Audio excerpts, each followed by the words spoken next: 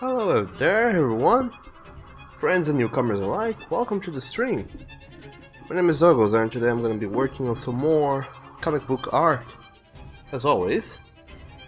But before that, let's start up with some warm-ups and then we'll get to the comic side of things themselves. And also, Pastel Dragons, thank you so very much for following me on Twitch. I really appreciate it. And Jujo Cat, thank you so very much for hosting my stream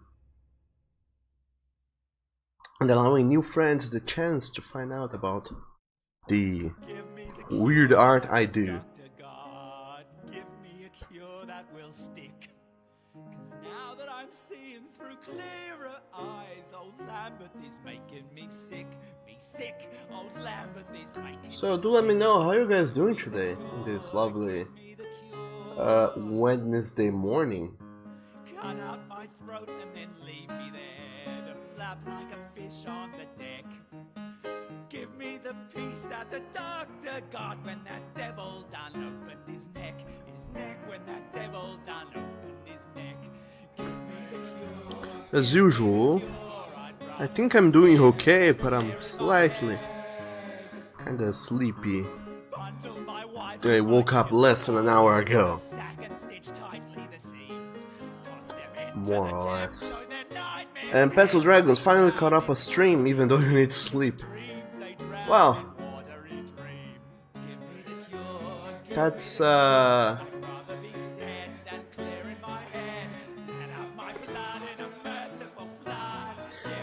That's unfortunate that we need to go and sleep every now and then. But sure thing, if you need to go, no worries. I'm glad you were able to show up in any case.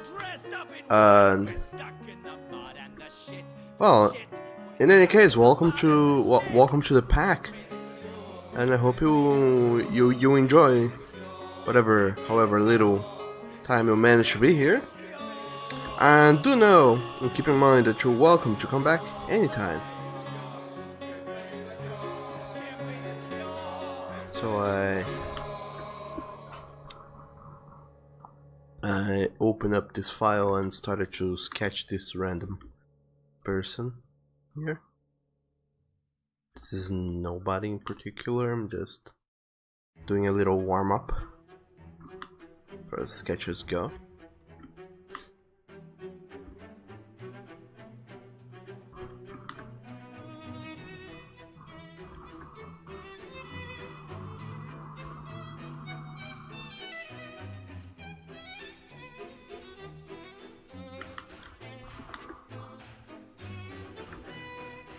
Kinda a weird proportionate person in the case, but a person still.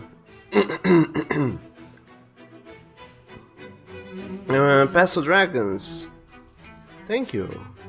You're getting Twitch on your phone so you can watch a little longer. Ah, that's super lovely of you. But yeah, don't let me keep you.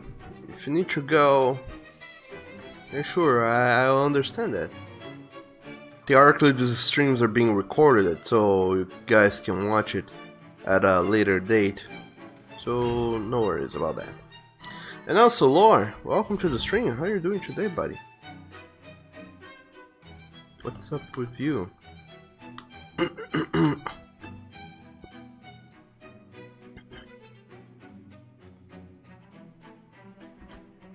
So this is a lovely friendo. Just being there. Let's just get something else here in the other side.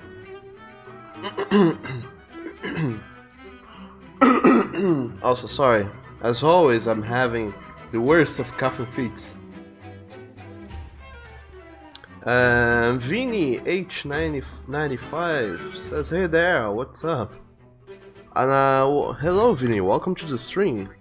What's up?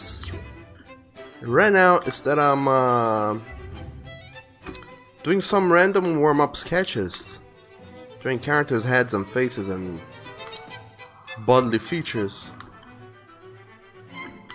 because I'll get to work on some comic book pages today.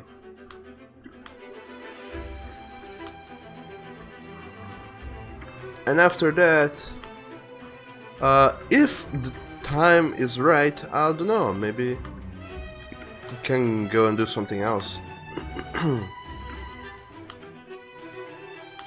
But I don't think there will be enough time for that, so we're probably gonna be sticking to comic book pages sketching today. But what is up with you in this lovely Wednesday we find ourselves in?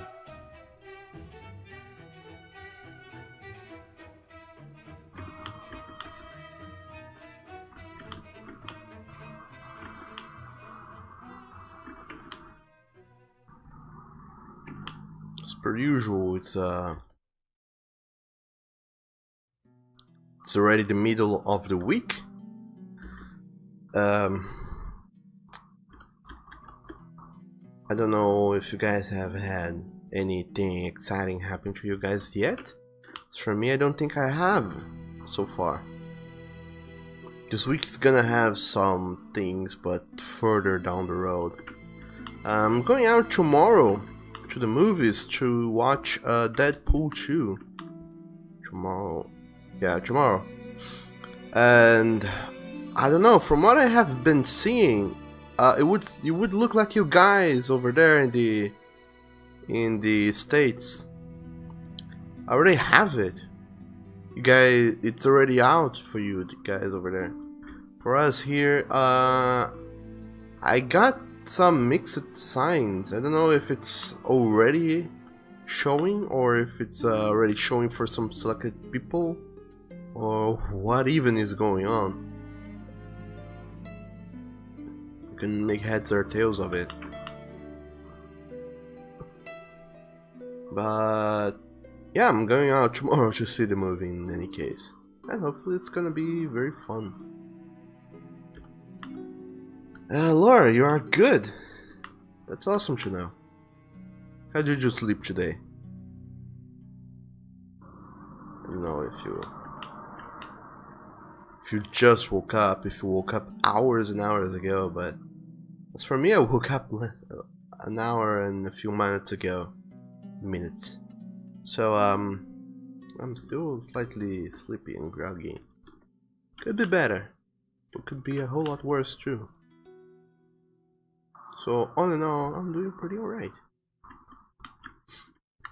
Also, trying out a different sketching style here today, for this warm-up thing. Instead of going on and doing the sketching through simply drawing out with a pencil, I'm using volumes and shapes with this brush I call a marker brush. It doesn't work precisely like a marker because, you know, I don't think there's a white colored marker. Yeah, sorry. I don't think there's a white marker you can use to do this throwing blacks and then throwing whites and then keep throwing blacks and whites and balancing shapes and volumes, values and whatnot.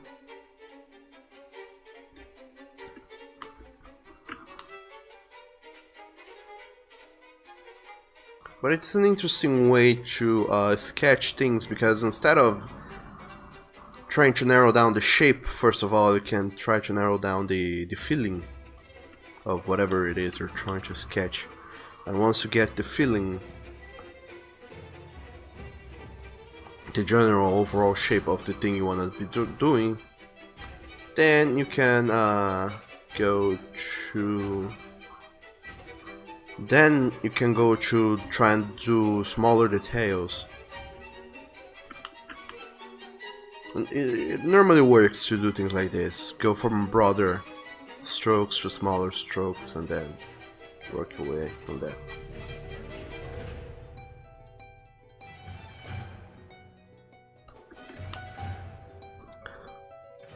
Laura, not too well. Woke up earlier than you wanted to, so you're super tired. Oh no. That is normally bad. So, well, I'm sorry to hear so, but I think you need some extra coffee today to keep up with the craze that is going to be the day of today.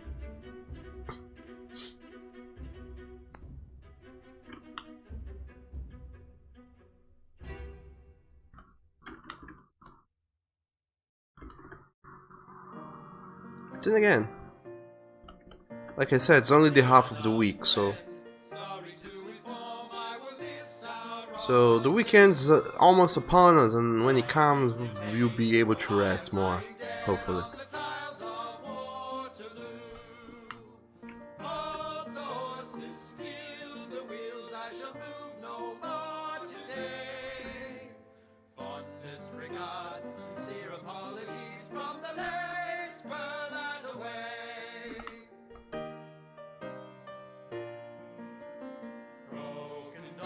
So I think this sketch is crooked to one side.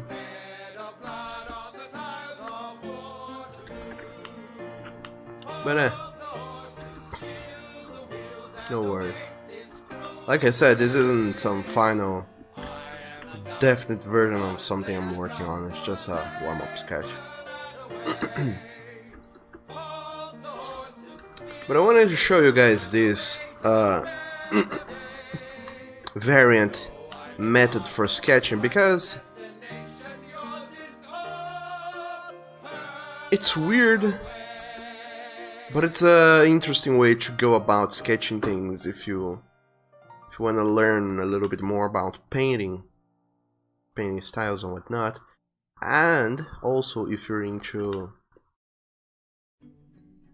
if you're into trying new ways of doing art, illustration and whatnot.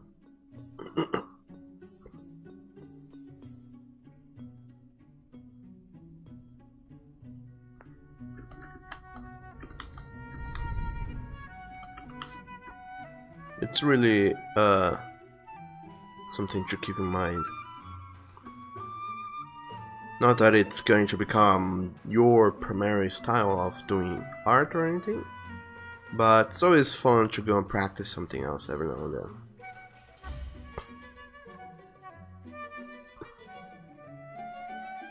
So just by using black and white, I'm using the same brush, not changing anything about it. I'm just changing the brush color from black then to white. Every now and then also I'm changing the opacity, but other than that I'm using the same brush, the same settings every time.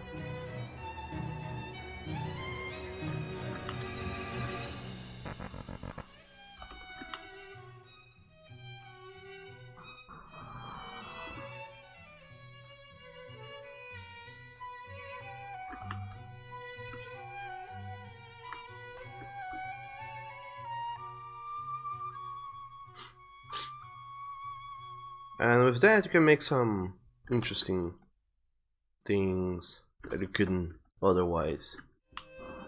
It's a thing that is particular to this style of painting.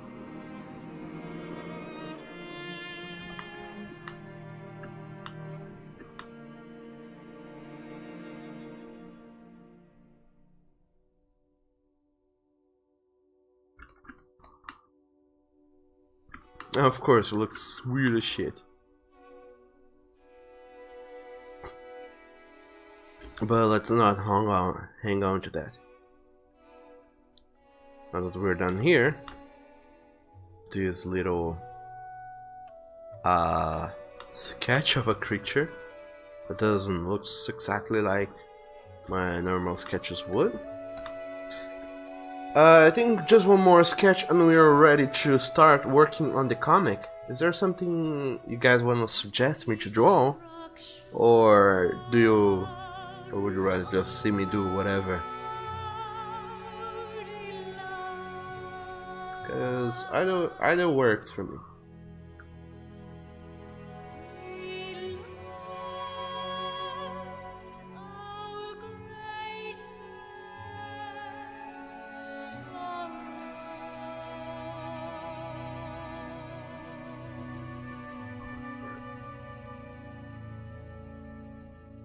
Maybe I will go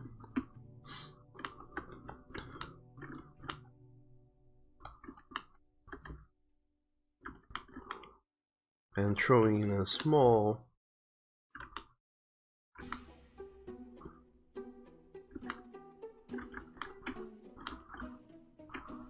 what?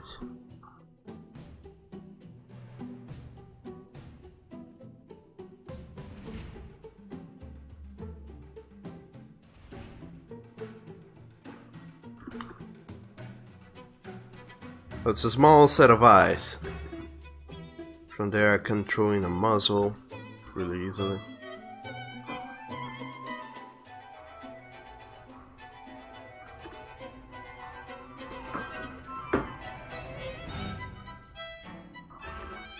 Then this feline kind of nose.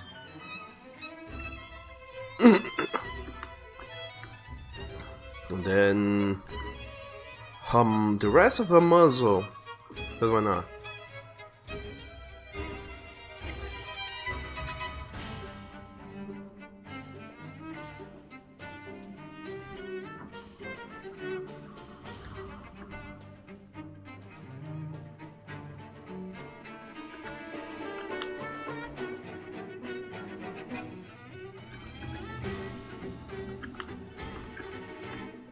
And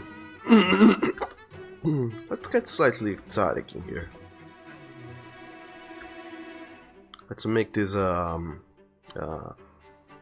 saber-toothed kinda the character.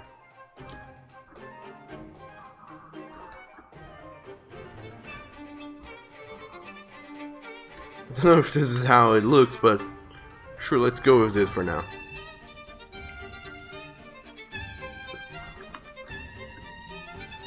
By the way, today, like yesterday, we're listening to some Austin Wintory soundtracks. This here is the soundtrack for Assassin's Creed Syndicate. It's I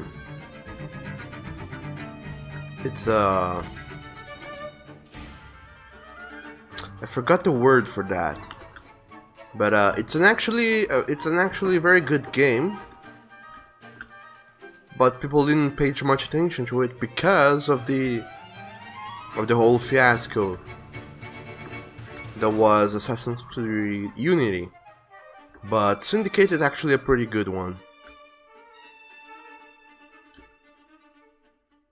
And the soundtrack for it is amazing, so if you guys have the chance to get that game at a huge discount, then sure, go check it out. It has my seal of approval.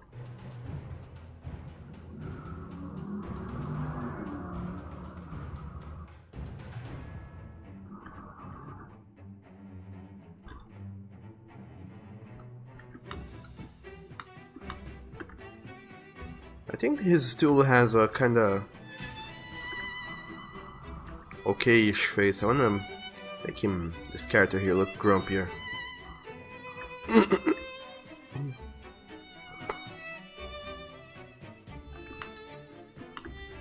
think I have to add baggier eyes with the smaller pupils.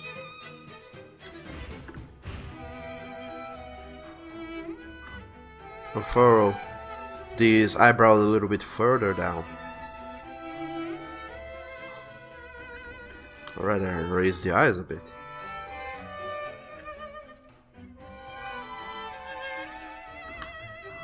And now lower the eyebrows.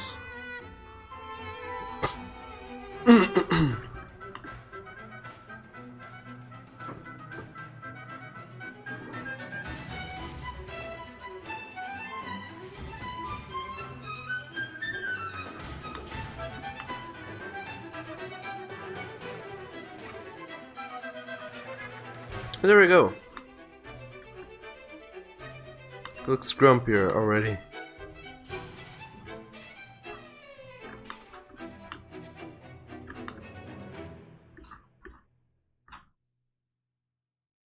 Which works phenomenally well with this doo-doo here.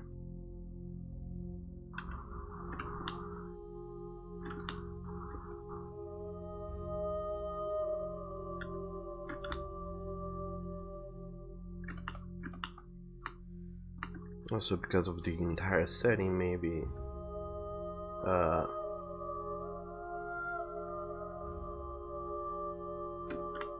make him a big old doo-doo without shirts, because why not?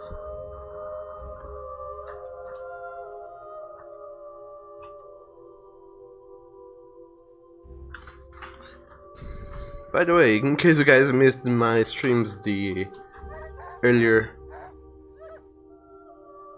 in the week, I haven't been truly feeling into it on the whole drawing craze. Not my drawing is under par, truth be told, so everything I'm doing is not looking good. It's looking worse than I'd rather, and I'd be happy with it. But anyway, 104, hello there, welcome to the stream, and thank you so very much for hosting me and helping fellow friends find my content. How are you doing today? This lovely Wednesday. And this will do. Not much else to deliver on that. And 104, my subpar is like a billion times better than you could do. Well, thank you. But yeah, normally Normally I end up drawing and sketching and I feel good about it. Now I'm just sketching and feel like, this isn't what I wanted it to look like. But for some reason there's something going on with me that is stopping me from doing better, and I don't know what it is or how it works or what. But anyway, I think we're done up with those warm-up sketches. Let's get into the actual comic book page, which is the reason why we're here today, is to work on those as soon as I can find them. There we go. Page 1. Yesterday we spent some time sketching this page, and there's page number 2, which we didn't begin working on as of yet, but we shall. I just wanna prepare it in advance, putting in everything in there, so when it's time to work on that, we can simply get to it, not be too delayed.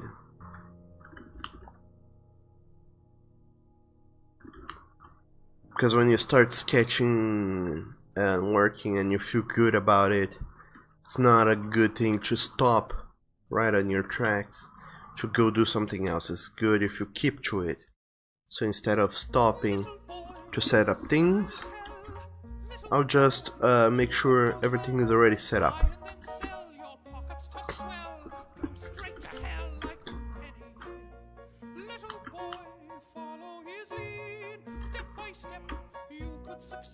And there we go.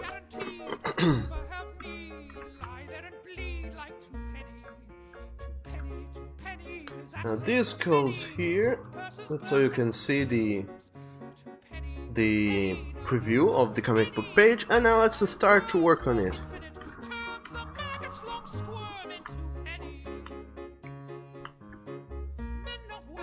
This is the general sketch.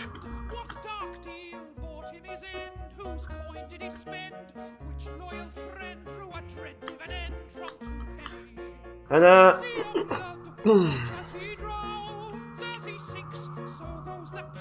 and 104, you are also super warm, which is good, I think, because here in Brazil the weather is finally starting to chill down a little bit, and well, it's not super warming here. It's now actually very, very cold.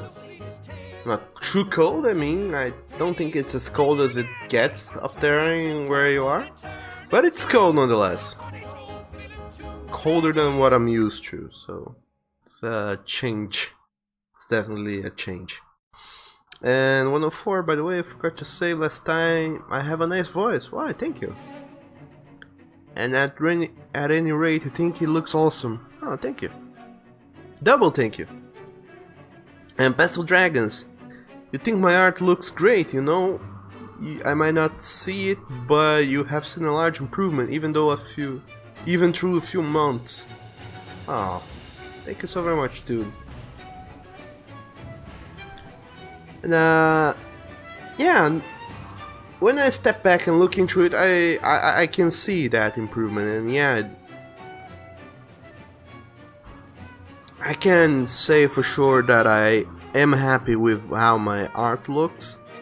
But what I mean to say in here is that sometimes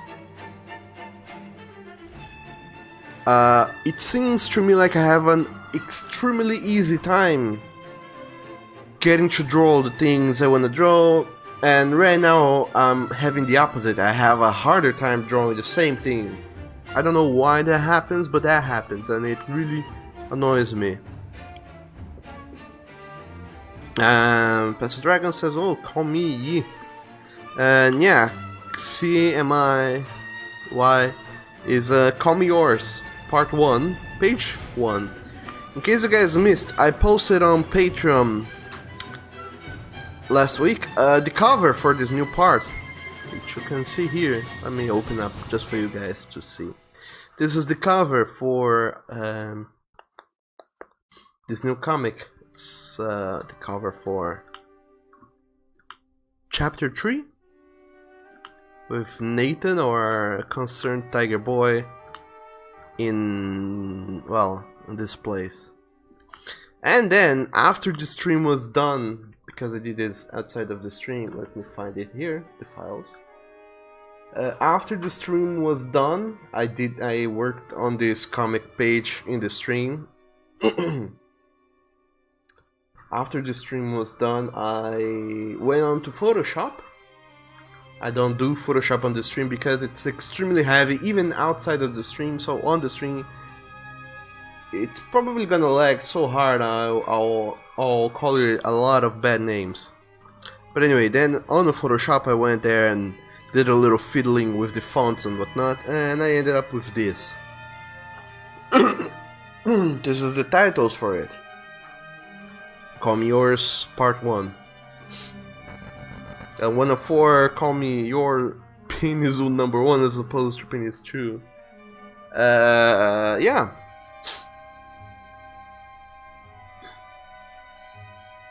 Because this is exactly the one thing everybody wants each other to call them. It's to say to somebody, call me your penis. That's what everyone desires most in the world.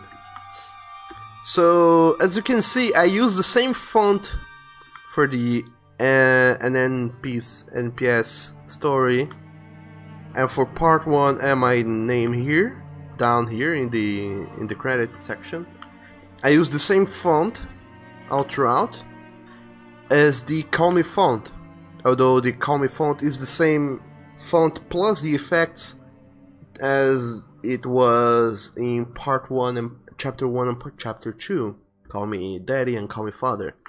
Now in here though, in Call Me Daddy I use the same font all throughout. In Call Me Father I use the Call Me with the same font, and the Father I use another font through that. I think it's Mortuary from Blumblot. Now as for the yours in here in this part, I wanted to also have it in a different font, and I ended up using this font. I think it's Mighty Zero, also from Blambot, except I didn't use it in all caps. I used it in only the Y in caps and the O's in lowercase letters. And there is a cool effect I do in here to have this font look like this. I'd like to talk about it for just a little bit. The thing I do here, let me try and show you guys an example. If I go get an orange color here and do a Y, it looks okay. But then if I try to go and throw in an outline effect on it, it's size 10, yeah. It looks okay-ish, but it doesn't look so it doesn't look good. I could use the black outline, but then it would look too simple. And the thing I did here to have a extra depth to it was, instead of using this this outline effect, what I did was to copy this, move it slightly to the side, as if to have this act like a drop shadow, paint it in gray, and then it feels like a drop shadow. So for me that looked pretty good. But then what I did was to go and throw in an outline effect. Problem is, the outline effect would completely go over the drop shadow effect, so they wouldn't mix together because the outline is too thick. So what I needed was for the outline to work on both. So what I did was to throw an outline on the folder instead of on the layers individually. So I put all the letter and the drop shadow effect onto the same folder, and then I applied the outline effect to the entire folder, that so it would outline the letter itself and the drop shadow effect, so it would look more or less like this. That's how I did this effect on the font. Same thing here, except it had a lot more deliberation. As for this part here, what happened is that the main font was white. Let me do this here really quickly, so you guys can see. So the font was white, and then there was this gray drop shadow effect, same as in that one. Then main outline effect on the whole thing, but there's also an outline effect onto the white one. So let me show you. There's an outline effect onto the light color. It's much softer and smaller. So there's the outline effect. Then there's the drop shadow, which is a darker color, and then on top of that, onto the whole folder, there's another outline effect. That's so it gets this triple layer cake of effects going on, and which improves visibility all throughout. So you can really tell apart the letters, and I think it looks super cool. Don't know if you guys will agree with me, but I think it looks pretty dang nice.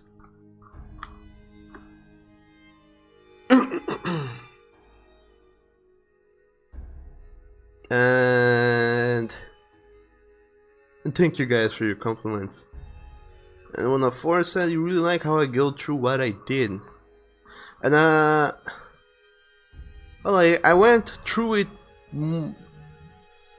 because I wanted to explain to you guys how this worked, and because I couldn't remember very well it myself. Because the way I work on the comic and comic book things is that I make these weekly pages. So I made the cover, then next week I made the first page, next week I made the second page, the other week I made the third page, and so on. And as you would expect,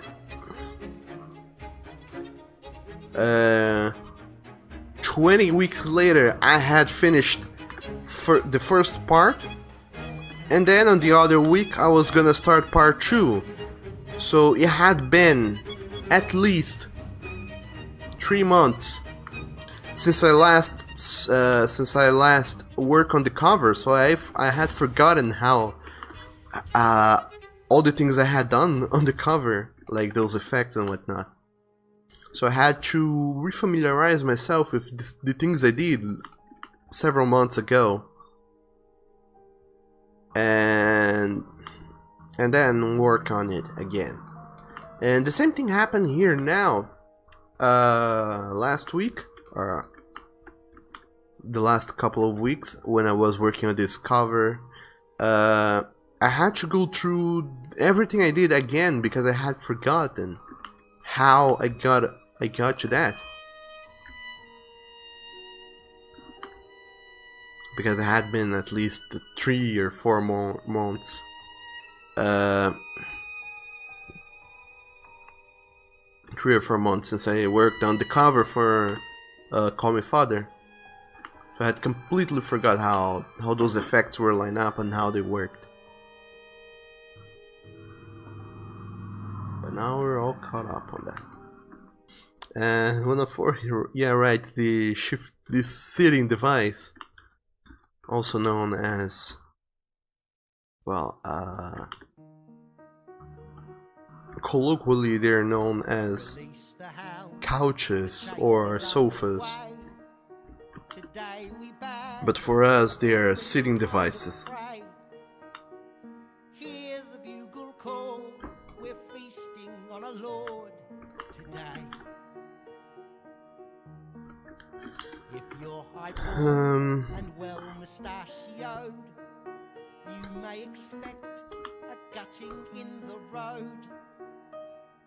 Hear the bugle call, Are you the next to fall to quench the killer's soul today?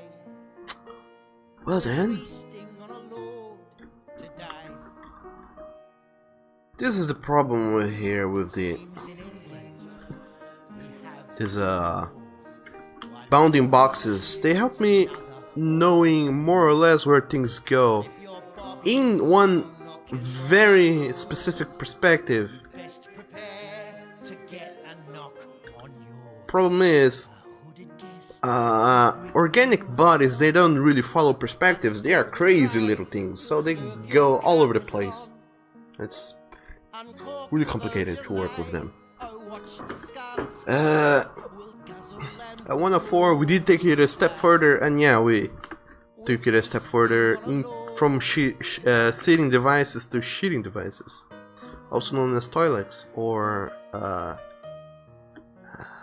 whatever you guys call it in English. Since I don't know the word for it, yeah, we can go with sheeting devices as well. And what am I listening to? This is the soundtrack for Assassin's Creed Syndicate. Yesterday we were listening to some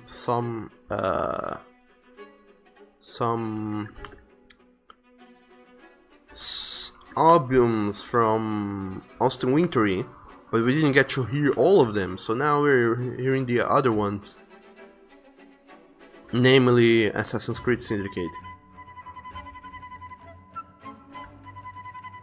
which has some lovely songs, but then again it also has these kind of bar songs narrating the stories and whatnot, so I don't really know what's up with them, because I don't even think they play in the game, but sure.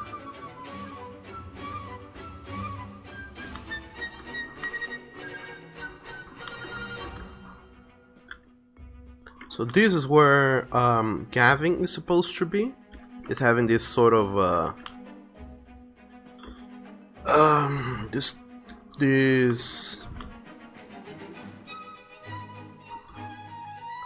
this but why kind of reaction.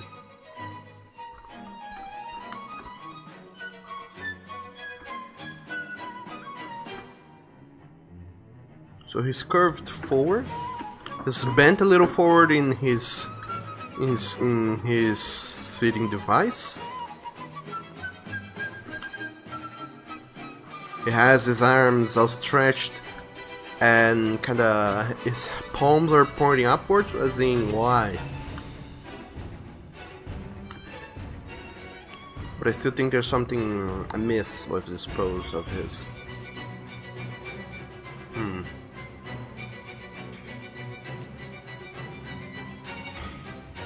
I think I need to move the entire upper body and upper arms a bit further back. This is the problem here.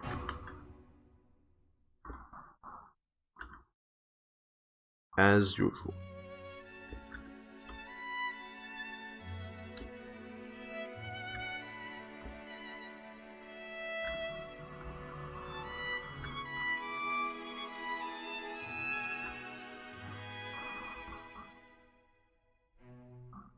This is my favorite song in this entire album.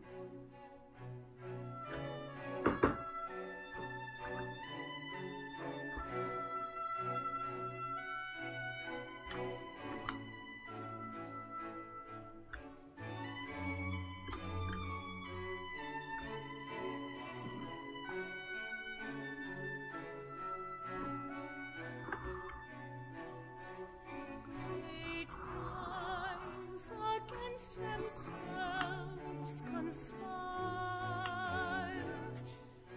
and shun the cure they most desire.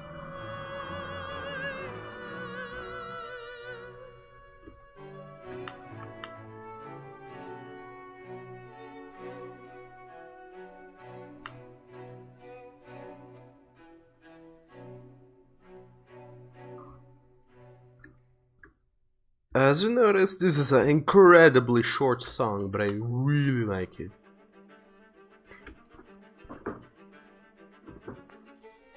I don't know why. Maybe it's the instruments. When they use the oboe, that is a kind of flute, it really works me up deep down inside. I think mostly because Tomb Raider's team, the Tomb Raider 2 team, also had a lot of oboe going on in it, and that's like one of the few musics that defined my childhood. So I guess that whenever someone is playing an oboe, I can't help but to get completely entranced by it.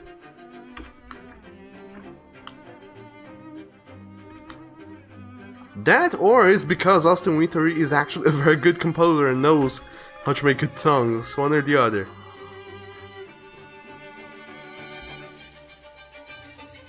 Who knows? Could be anything at this point. But anyway, Pastel Dragon, they have lots of names, but the toilet is the most used. Good to know. And 1 of 4, you are melting. Oh no.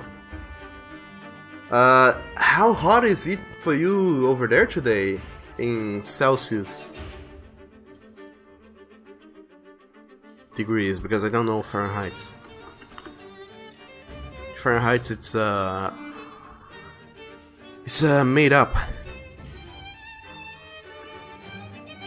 fantasy temperature measure unit, which I do not understand.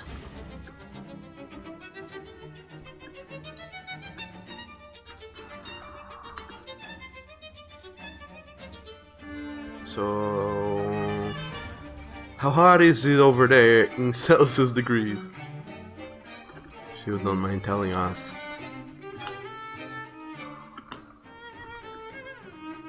And Pastel Dragons, you probably never knew how people draw poses without guidelines. You will probably never know how. Sorry as well for not saying hi, you're good, tired but good, what about our lovely 1 of 4? And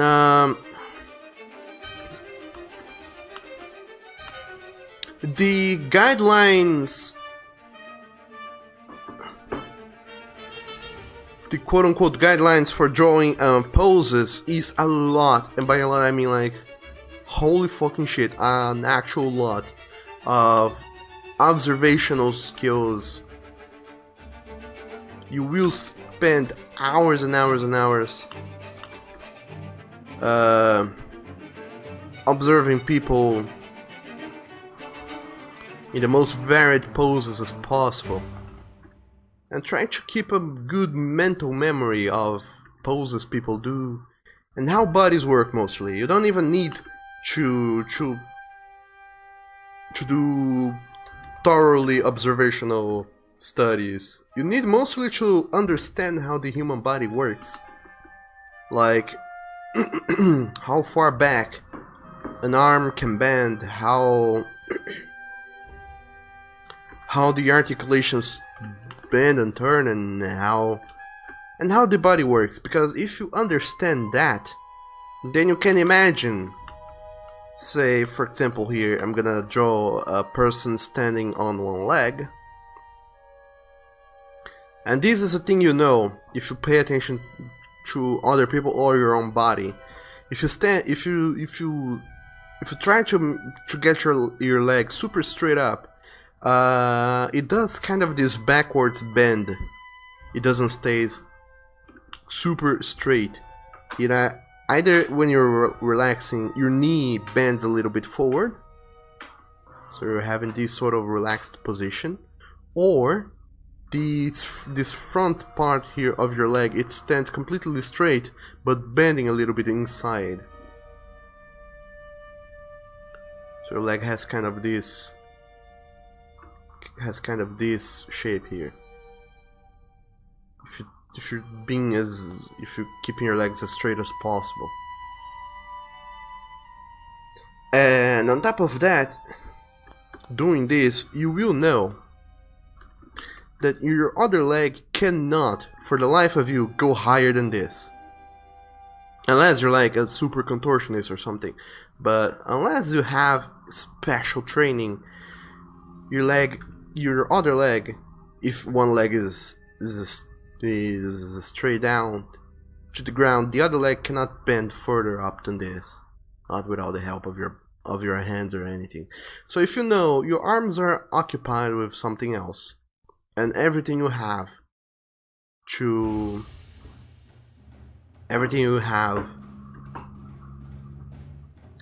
lift your leg is the power of your leg itself. Say you're stretching and your arms are up here.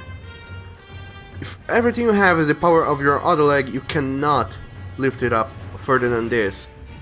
So I wasn't even looking at people posing. I never paid too much attention to Olympics and people stretching there. But with my knowledge of anatomy, I simply know it's impossible for this leg to bend further up than this. And it's with that kind of knowledge that you can compose your own poses. You don't need to see a person doing something.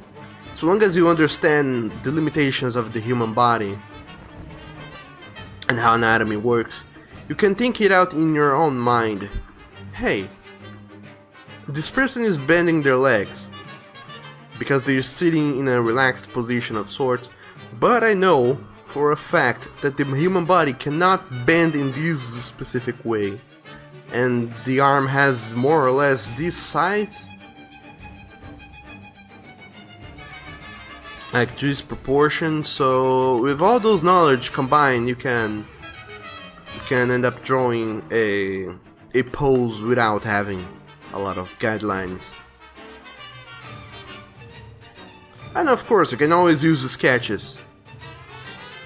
Do the old stickman with balls for articulations, and that also works. I wanna for you wanna kiss me just because I share your hatred of pseudoscience Fahrenheit. It's a cool named unit, but I don't understand it. And it's 26 degrees in your room. You don't know how warm it is outside. I think over here we are having a 20 degrees Celsius kind of day, morning. Or even less, I don't even know, let me see. We're having an 18 degrees Celsius morning.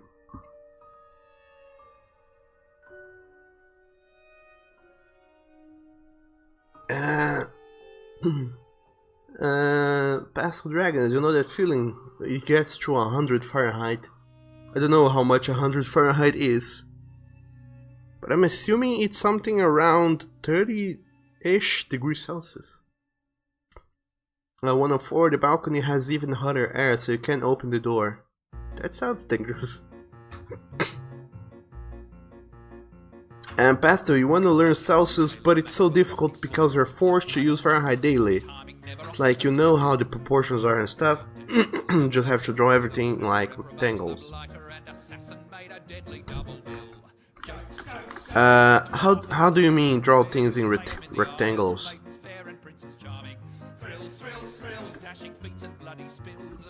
And Fahrenheit isn't super hard to learn. Truth be told. Two simple things you need to learn to know about Celsius is what I meant. The only two things you need to know about Celsius is 21 degrees Celsius is the ideal temperature, theoretically, and 0 degrees Celsius is the temperature at which water freezes, and 100 degrees Celsius is the temperature at which water boils. That's it.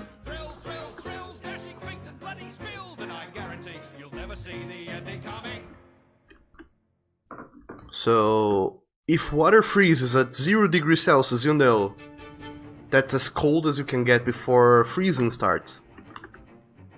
And if 100 degrees Celsius is the temperature at which water boils, you will know that if you reach that high, it's probably too bad. You don't want to reach that high. anything between 20 and 30 degrees Celsius is okay temperature.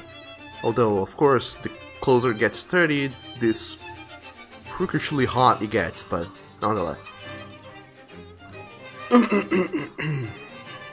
And 104, just make everyone rectangular robots.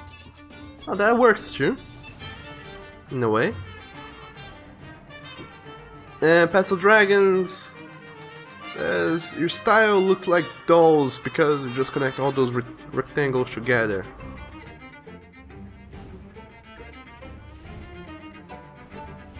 And you're attempting to stop them, but the poses you've been drawing all kind of make it less noticeable. And 104, you heard balls. No, you.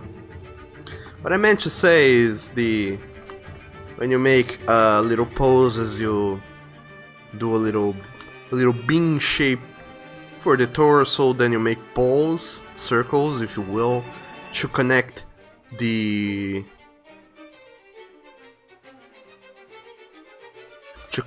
things, such as the legs and everything else.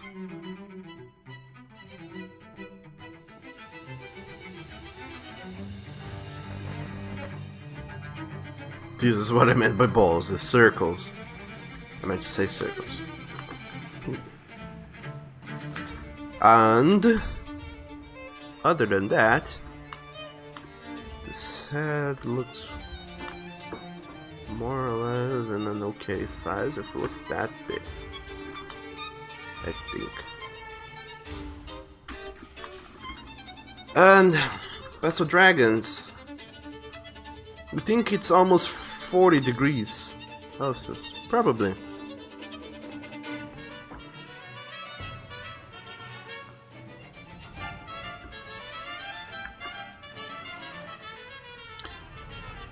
I don't know.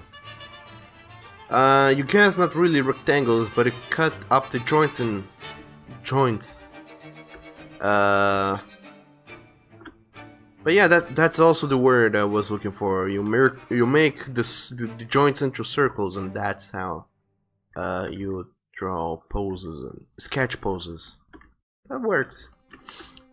If I'm not mistaken, actually, I think Andrew Loomis, he has written a book, like in the 40s or whatever, about how the fun with a pencil, if I'm mistaken.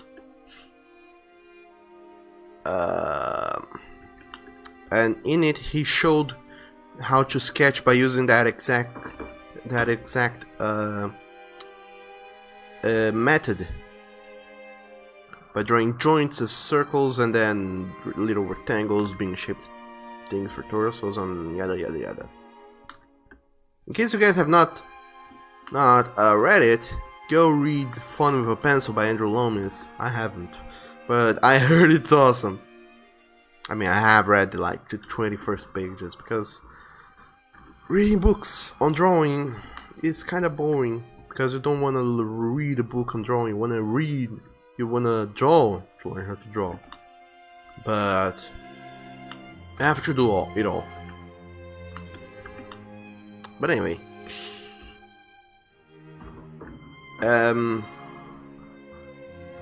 Pesto, yeah, the dessert was a EP, probably not made for people. And sorry on your phone right now, don't worry. Theoretically, we're not all in our ideal places and positions. What should we call beds, though? Laying devices, the sleeping devices.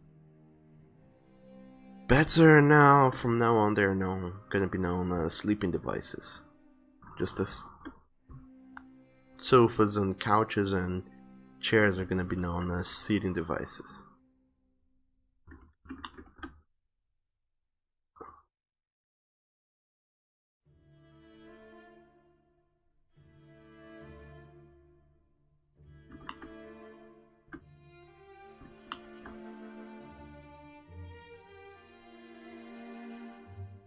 And to make it all worse, like extremely awfully worse, we have these this worm's view perspective, which sucks awfully hard, because we're used to draw things from a normal-ish perspective, or a level perspective, by which I mean we're always looking at things straight on. We're not looking at it from above or from down below. When you have to do this warm view perspective, we have to get used to the fact that we are seeing things from down below. So we see details we wouldn't normally see, like the underside of the chin, and we see the eye from a different perspective, the mouth, everything is seen from a different perspective. And that sucks to illustrate, because that's not something you draw very often, so that's not something you have a clear reference to. You need to improvise and really exercise your knowledge of anatomy to get these looking right.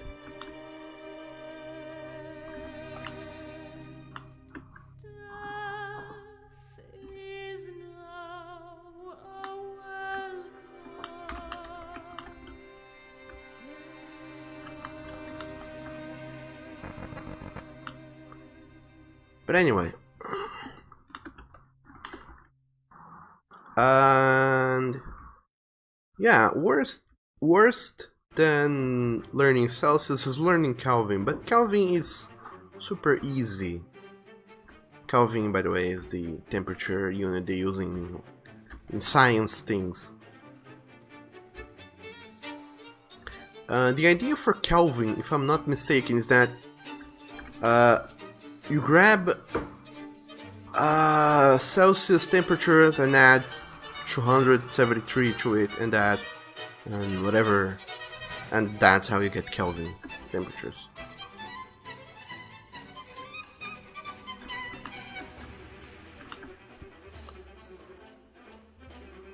So the conversion from Celsius to Kelvin is pretty straightforward.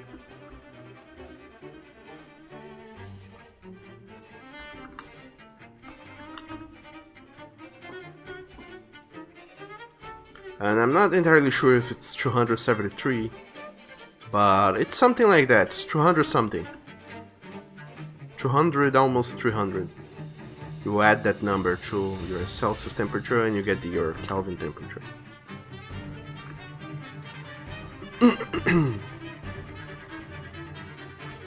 But the coolest thing of all is measuring a distance by using meters and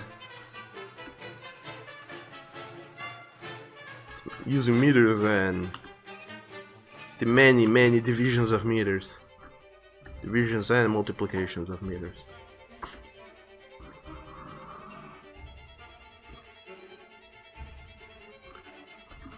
And yeah, Gavin's wearing some sort of jacket.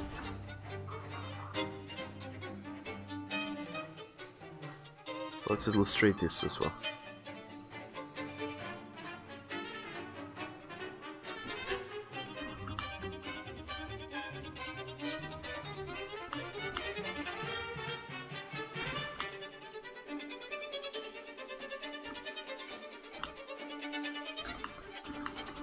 And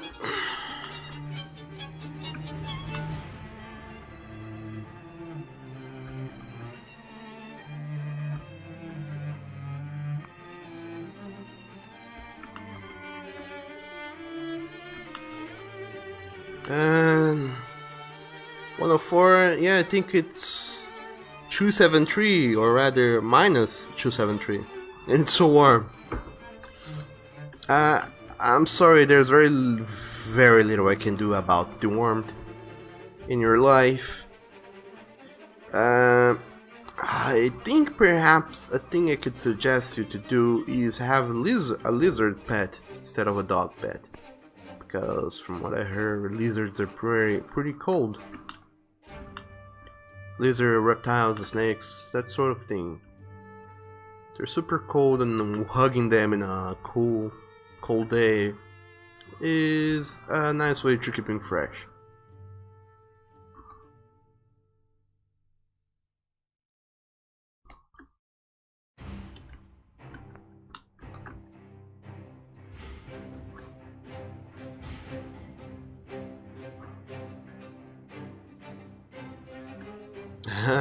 You don't have the dog in your lap right now. Also, you wouldn't want to trade her. Oh, then.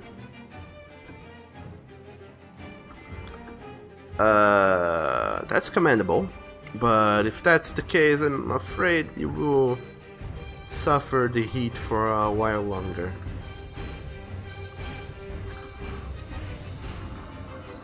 But you can always turn on some fans, the air conditioning up, or have some cold beverages on this warm day.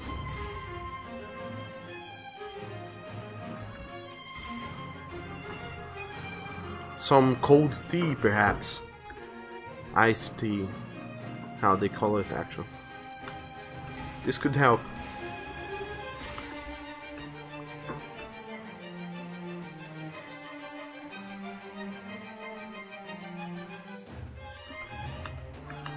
I don't know how easy it is for you to procure iced tea, but if it is easy, then sure, go for it.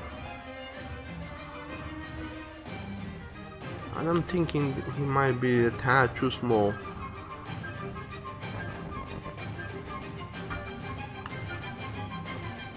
There we go.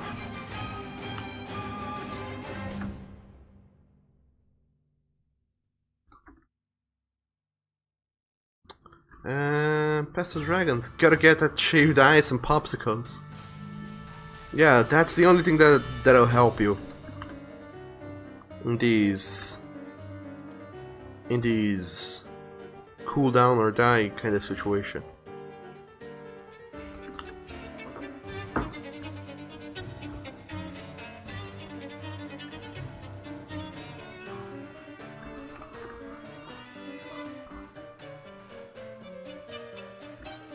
So I don't know what is the water situation in your country.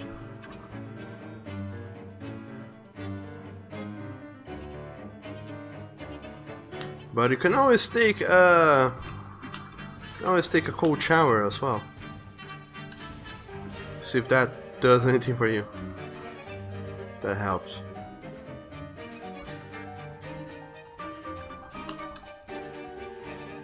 Yep, his hands are not looking right. But how those hands looks? Well, first of all, fingers bend forward, not downwards.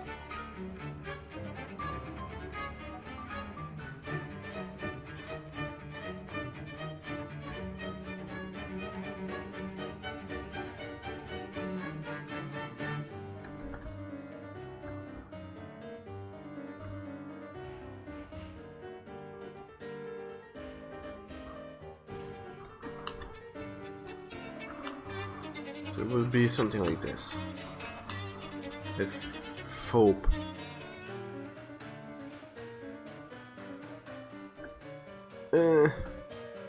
That's it.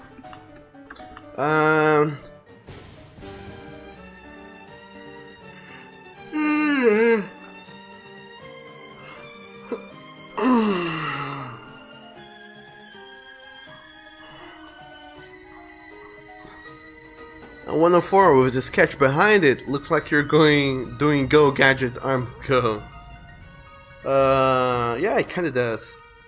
Really, it does. That's not the idea though. It's not Inspector Gadget. And you could get some lemonade or similar. Oh, that works too. Pass of Dragons, your state isn't probably a permanent drought. But all we need to do is cut down on other stuff like sprinklers and showers. And yeah. I think it is California that is in almost a permanent drought state. But either that or some other place, I don't remember. But anyway, yeah, it's a situation that can be resolved by a conscious use of water. Like, don't waste it. But then again, some things like Something like this unbearable heat makes you really crave a cold shower. So it's really hard to save water when you're almost actually melting and need to take a cold shower to keep your body temperature in check.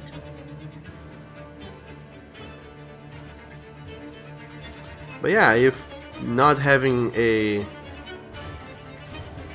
That's why I said water situation. So if your country is not in a severe water situation, a cold shower is always an option. But if saving water is something your country is concerned about, then that might not be a super responsible option. Unless you don't care about the state of the world and humankind, then sure, go for a hot shower, for a cold shower. Maybe now the head's a tad too big, so now we can go and reduce the size of it.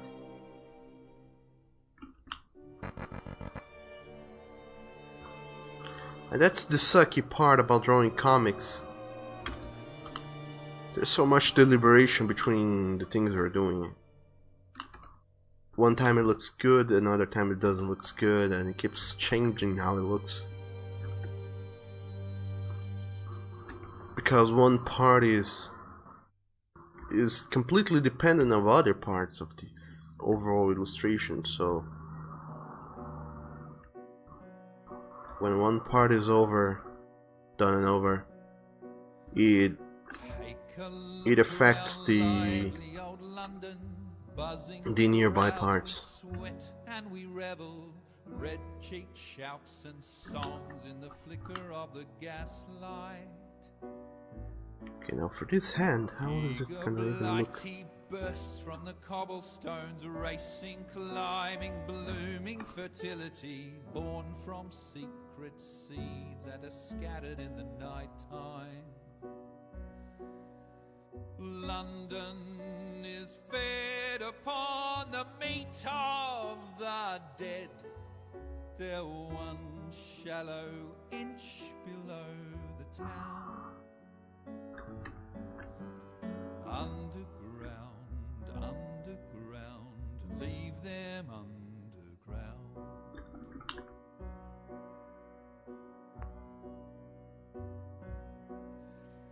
Them that whispered dreams that only poisoned us, them that told us lies of their bravery, them that preached of progress and put us in the poorhouse.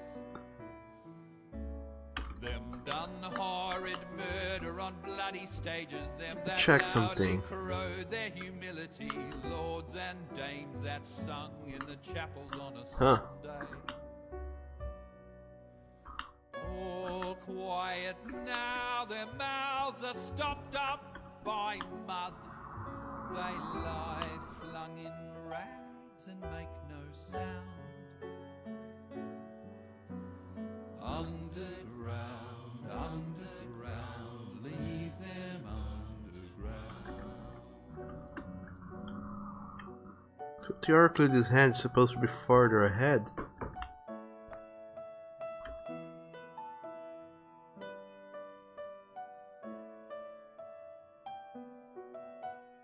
Something like that there. Those who fought for something better, those who taught by how they lived, loved ones taken long before their work was done.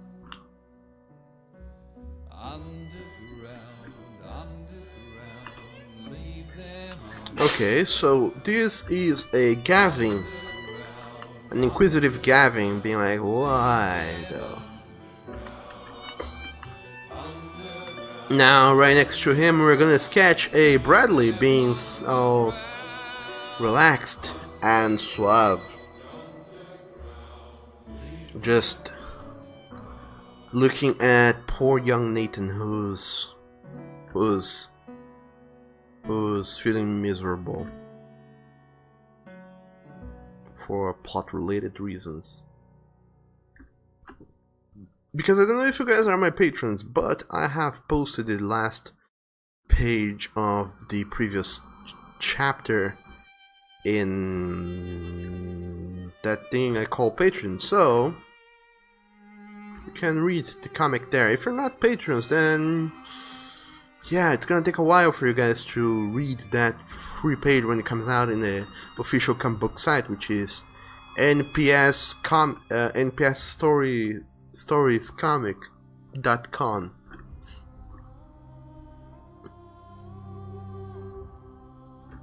When it comes out, then sure, you can read it and understand why Nathan is looking like a sad boy and Gavin and Bradley are looking like inquisitive, angry boys.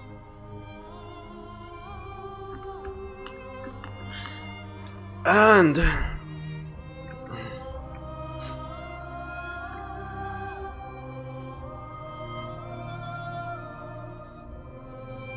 And 104, now when you saw the rest of the sketch, you just think about the "don't you talk with me or my son ever again" meme. I don't know that meme. And Sam, greetings, Mr. I, and everyone else.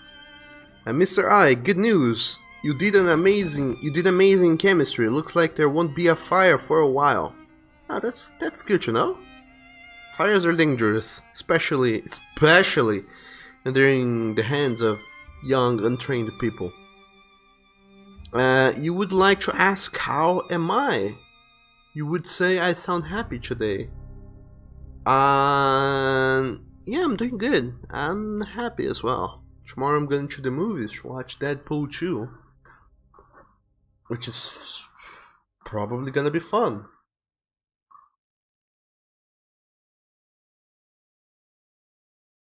And other than that, I don't know what else is up with me, but I'm just feeling okay. That's a cool state of mind to be, feeling okay. Okay, now let's hear Journey soundtrack again, because of course Journey has awesome soundtrack.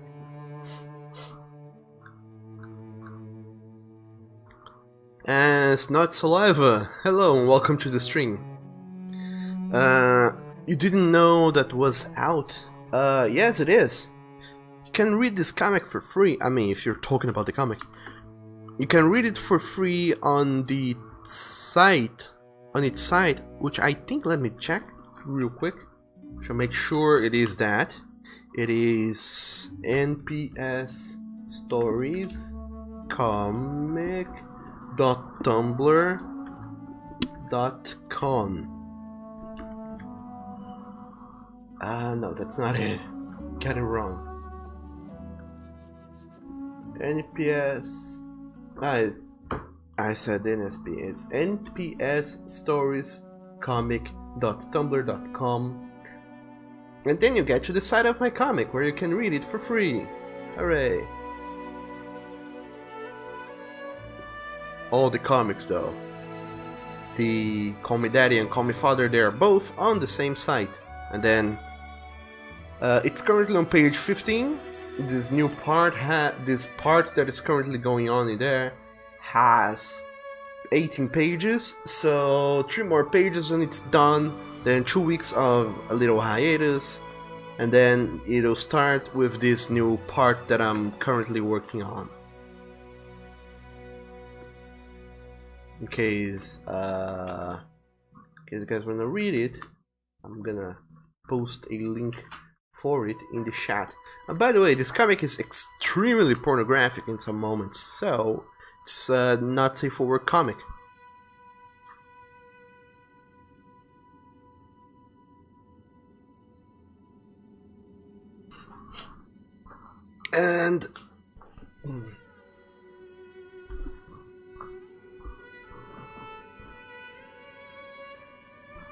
And Sam is seeing new people in here. Greetings to everyone.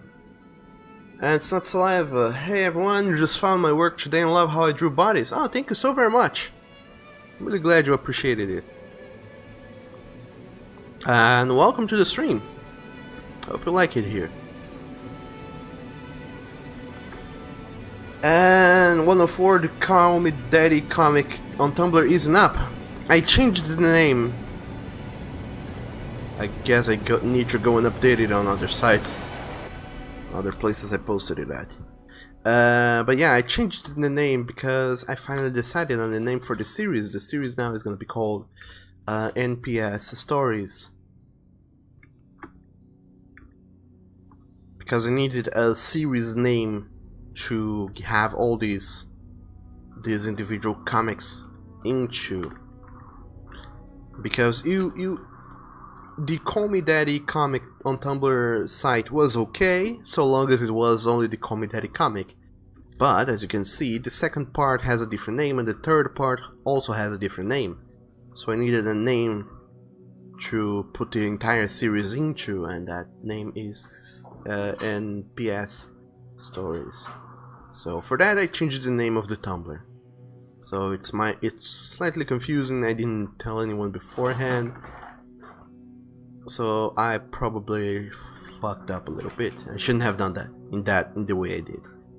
But I'm gonna spend quite some time updating everybody and everyone on the matter. Haha. Anyway, Sam, you recommend reading the Golden Week? Oh yeah, that's also a comic I have. Luckily, the Golden Week comic, it's easier to find. It's goldenweekcomic.com. Because I bought the domain, so you guys can go there and read it without needing to remember to type in Tumblr as well. And Sam, it's Douglas's best comic so far. Not that the Call Me Daddy is bad. It's amazing. And it's not saliva. We'll have to take a look, and Not Safe for Work is fine with you. I'm glad it is. Because holy shit, that comic, it's far from being not safe for work. It's like not safe for virgin eyes or people with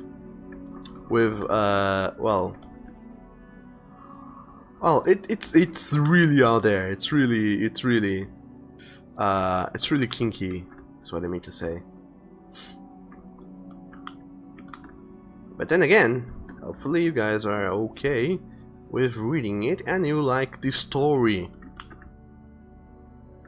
Because despite all the kinky sex that's going on in that comic, the point is the story, not the kinkiness of the sex. Or rather, should I say sexual acts.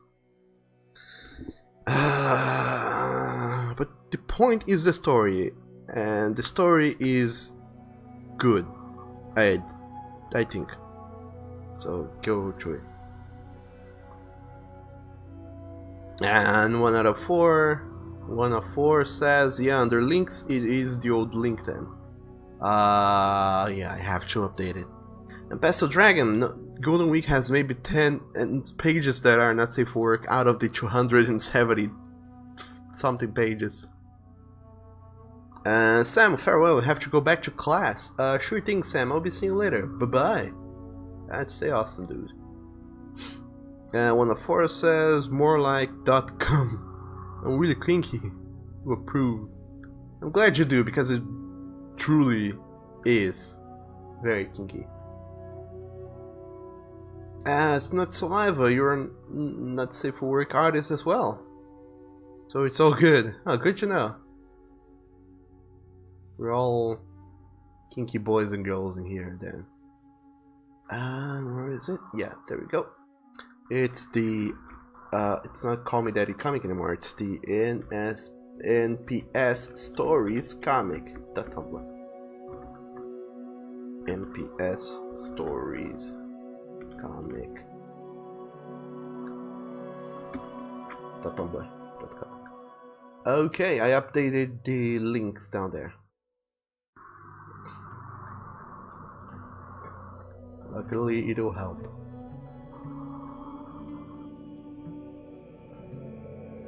Ah, hooray, it's working now. Haha.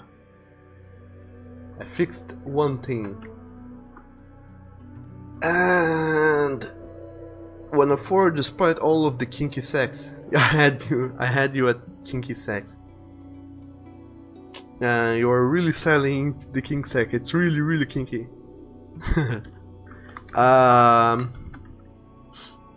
Yeah. Truth thing is, the first comic I did is the Golden Week, and if you go and read it nowadays, you're gonna be like, ugh, what the heck is this? Because the first couple chapters has really bad art, because back then I wasn't that good an artist, and more so wasn't good at doing comics. So you will see a lot of mistakes that are not befitting of someone who's trying to dabble into comics. There's a lot of bad things going on, art composition wise. But then I improved, hooray. But the Golden Week was still my try at doing something more, to doing a story and kind of a romance, kind of story with some speckles of drama here and there. So it was pretty tame. But then I heard a shitload, and by a shitload I mean almost everybody. Well, not almost everybody, but a lot of vocal piperinos and pipettes demanding that I made that I throw in some sex into the Golden Week, because apparently after a couple of issues people were sold on the whole, okay, it's a romance, now I want to see them romance in bed while naked. So people demanded that I throw in some sex scenes here and there, and I was adamant about not having it, because I was super focused about, no, it's a story and you need to care for the characters, just story-wise, you don't need to want to have sex. And then I did the entire comic without any sex in it, and a lot of people were like, hooray, that's exactly what I wanted. I like this comic is about the story. And some other people said, no, boo, you tricked me, there's no sex in this, I hate you and go to hell, and they quit forever. Which sucks. But anyway, after all that, I decided, you know what, let's appease these people. Let's make a comic that is about sex, but still, I want to make a comic that's about the story and the plot. So I decided, you know what, let's make this comic short, let's have some sex in it, but because it's a short comic, let's have the sex be really kinky. Like, holy fucking shit. It's something like you get an instant ticket to go to hell just from reading the comic because of how kinky it is. But really, no, it isn't that kinky. But anyway, I did it really kinky because I knew it was gonna be short, or whatnot. So now, yeah.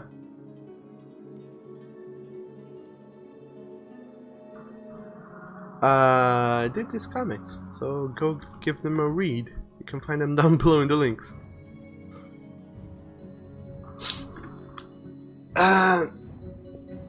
It's not saliva. It is interesting to see artists grow and get better through their comics. Oh yeah, because it's such a good record of the level my art was through several moments. Because of how serialized it is, you can see the evolution showing up page by page. It's not something like, I did this illustration, then I spent 2 years studying in the mountains with Buddhist monks, and then I came back 2 years later and the new illustration I posted is so disparately far in quality from the previous one, because of how serialized and how constant and timely it is. You can see that evolution showing up really well. And Chandler, hello, you are being the early burb. Wow, welcome to the stream, the earliest of burbs, although you're not. There have been earliest birds in here. such as Pastel Dragons. He's been here with us, he or she or they have been here with us for quite some time. Quite some time, even though they said, it's time for me to go to sleep. But they're still here. Maybe they're the late bird, I don't know. But anyway, I'm glad you're here, so welcome to the stream, Chandler. And 104, yes, romance in bed naked. With hard peepees out and touching each one another. And Chandler, you remember reading angry comments about the Golden Week. Oh man, you have no idea. You have no idea. Because you remember reading angry comments about the Golden Week. I lived them. Because I was the target of said angry comments. So I have lived war flashbacks from all these angry comments in all the mediums, because I posted these comics on an assortment of sites, and in every single one of them I had commenters being internet people towards me.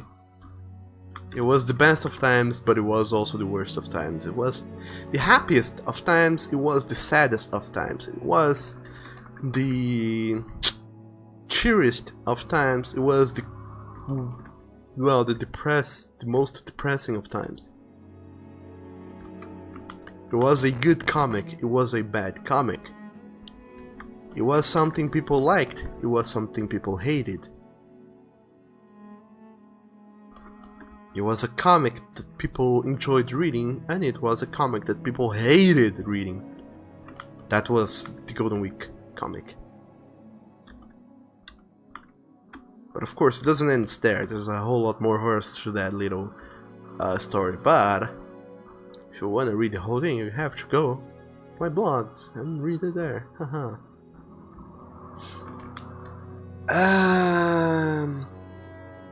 Pastel Dragons, you specifically remember the fire truck. Oh yeah, it was the funniest thing at Turing there. And a lot of people laughed their hearts out at that, and they were like, haha, that's awesome. And a lot of people were like, you fucker. Like, I actually had people being super mad at me because of that. If you don't know what the fire truck is, go read the comic, you will find out. In about 180 pages, you will find out what the fire truck is, and you will be mad at me as well. You will wish for my ill being. You will wish that I die in a ditch. In a faraway land where ditches are several hundreds of feet deep and full of water and diseases. That's how much you will hate me. Or not, I don't know.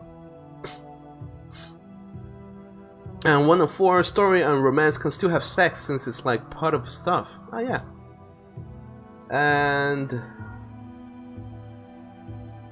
so Saliva just go like all out, indeed. And Chandler is super kinky. 104, oh my god, you're just talking about how kinky the sex is. Because I want you guys to go and read the comic. Because, you know, I'm making a comic, and the point of me making a comic and posting it online is that so people go and read it. And for people to go and read it, I have to talk about how awesome the comic is, or how awfully bad the comic is, or say things that will make you people want to go and read it. So yeah. That's the harsh part about being an artist nobody tells you. Being an artist is not about making art, it's also about publicizing yourself. You have to go out there and get people to see your art. You have to be in the heart of propaganda and marketing and all that nasty, pesky stuff. Anyway, Bones with the stream. Hello, Bones. Good morning to you and welcome to the stream. How are you doing? You're the goosiest of boys that is Bones.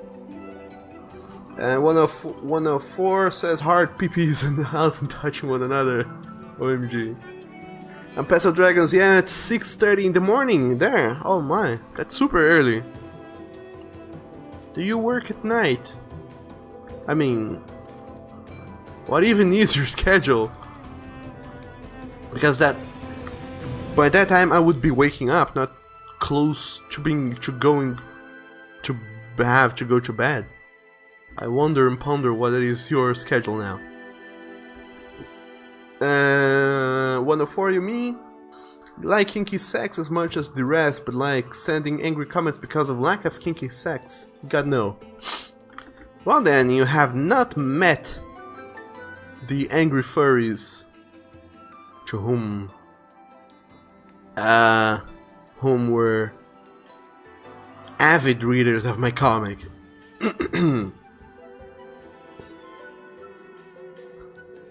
And Chandler, someone is in California. Detective skills plus 100. And wow, that page was hilarious. And Past the Dragon as well. I mean, you did write it a while ago, but you weren't here. Yeah, you kinda did. And 104, you saying kinky sex over and over just makes you need a cold shower. Well, I'm sorry. But I'm keep saying that because you guys keep commenting that, and I'm reading comments. Your guys is not as much comment, but more so conversation. So you were throwing the words kinky sex into conversation, and because of that, I cannot help but you keep reading that and saying it over and over and over until everybody here has their peepees hard and out of their pants and touching one another's peepees. So yeah, it's not my fault, it's everybody's fault. And everybody's delight, because, you know, in a way, it's part of the reason why everybody is here.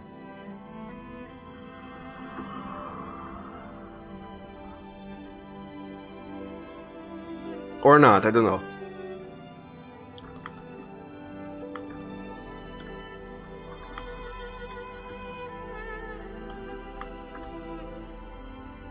But could be.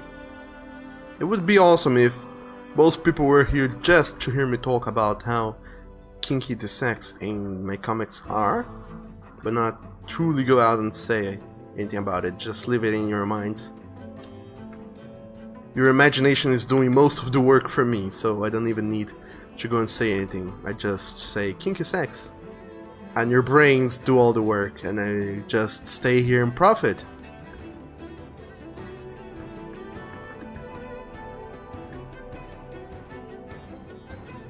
But then you guys go to read the comics and say, oh my god, this is so vanilla. I got so worked up for nothing. But then again, if that's the case, then remember, the fault was not mine. It was everyone's fault for, you know, hyping up something.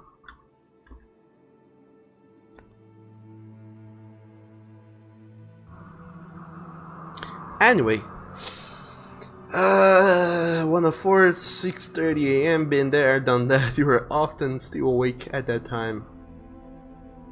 And Past the Dragon's Law, what's the schedule? You're still trying to fix it, but you have no reason to wake up normally.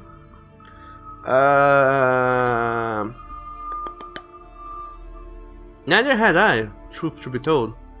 One of the cool things about being at home, well, what's the term? Home office working doggo, is that I don't have a time schedule to follow, so I can do whatever at any time. Then I decided, you know what, I'm gonna start streaming. Then I started to have a schedule. But in a way, having a schedule is a good thing. because you force yourself to go and do things at set times instead of leaving it to chance.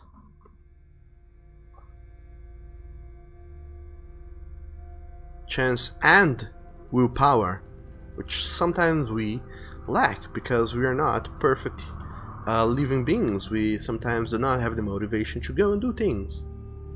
So if we leave things to us, to our will, sometimes we will not work on said things, and we need to work on said things. Otherwise, the people will come in our houses and say, you haven't paid bills in a year, so we're going to kick you out, and then you will stop having a place at which to live in. So it is a good idea to do things, to get money, to pay bills, to not have people come and throw you out. So having a schedule helps with that. So think of having a schedule as in having a place, a roof over your head, and not as in having times to wake up and do stuff and whatnot. And 104 saying, plus you are a night person. Oh, lovely. And past the dragons you drown the most at night. So I used to do that too, I don't know why, but apparently there's something alluring about the nighttime that makes us more artsy or something. But all in all, I have to agree, the nighttime is the best time to go and do art. It simply is, no denying. 104, you really have an adorable voice. Aw, I'm glad you think so. Thank you so very much. I do not though. I mean, I did just go out and call you a straight up liar, but I mean, I hope you understand, I don't like my own voice. And that's me being me. But you are free to have your own opinion, which may or may not include thinking my voice is adorable. But I disagree wholeheartedly with that opinion of yours. Bones, are we hitting on Doug today? I mean, aren't you guys hitting on me every single day? Isn't that the idea of this show? To hit on me? Or do you mean like hit is in try to be sensual and flirty with me, and not like physically hit me with punches and kicks and have me spill out blood as you guys go and do things? Which context of hitting are you speaking of, Bones? We need context. I need context. And 104 says, yeah, the comic is gonna be like, shall we have the light on tonight, dear? Bones, you need more compliments. And Chandler, lol, Doug already has his heart stolen. Ah, I do in fact. 104, he is super cute, so who stole him?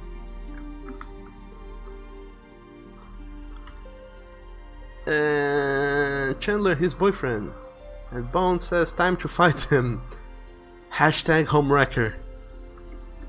Oh my. What are you doing, Bones? Actually, I need to sort this out first. This is a mess here. There's a lot of bounding boxes and I don't understand which is which. I need easier to see bounding boxes. Oh, bounding boxes, why are you so boundy? Shit, this is not the one I wanted to do that to. Ah, fuck. This is the one. And there we go. Ish. Que. That's what chocobos say. They say que. And this is completely wrong, by the way, but sure, whatever. Whatever floats our boats works. That's not the sketch I wanted to fiddle with. This is the sketch I want to fiddle with. 104, of course, someone that cute has a boyfriend. Ah. Bond says, let's cry together. And Chandler with the re.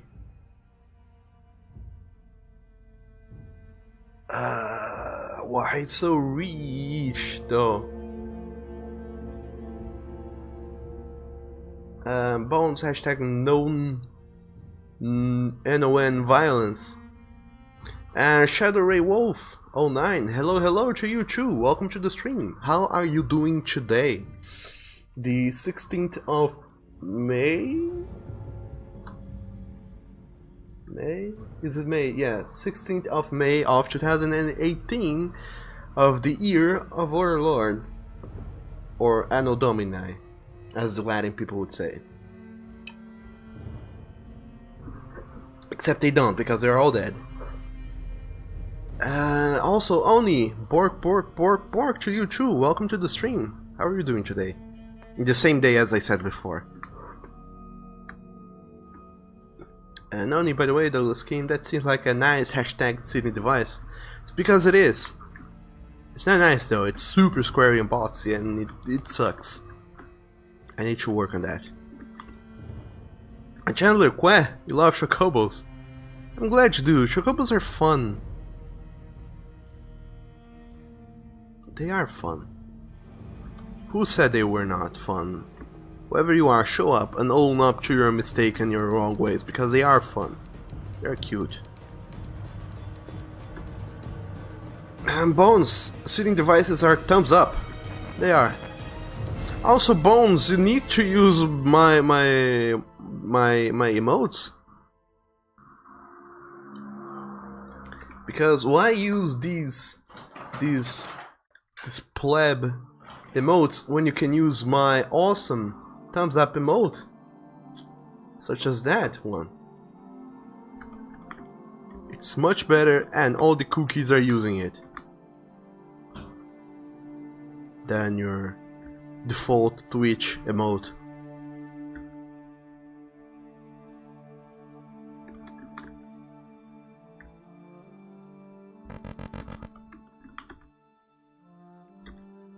How do we use that cool ass thumbs up emote though, you may ask, and I shall answer, inquisitive friend, simply by subwoofing to my channel. When you subwoof to my channel, you will support me, you get access to cool emotes, and you can watch the stream without ads, which I heard is a thing.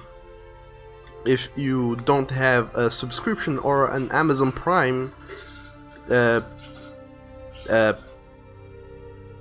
thing. So yeah, subwoofing to my channel is one way to not have ads and have awesome emotes and be one of the cool kids. But of course, the kids who are not subwoofing to my channel are also very cool, so long as they are here.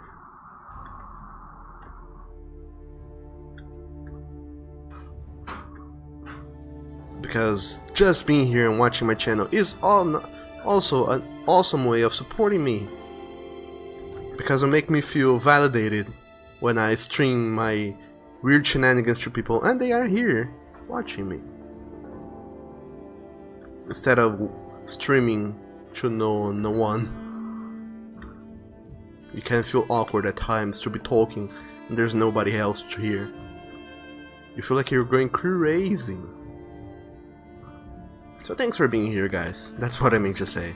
You don't need to be subwoofers for me to appreciate you. And Chocobos are awesome, says 104. And alright, hashtag seating devices, not the shitting devices. The seating devices without the H. And Chandler says wark. What is a wark?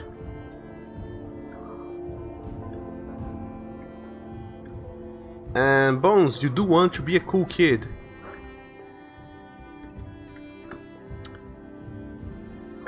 I feel like there was something, maybe a game or whatever, that this was a term, cool kids.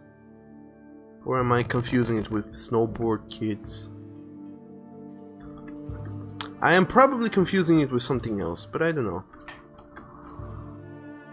What do I know?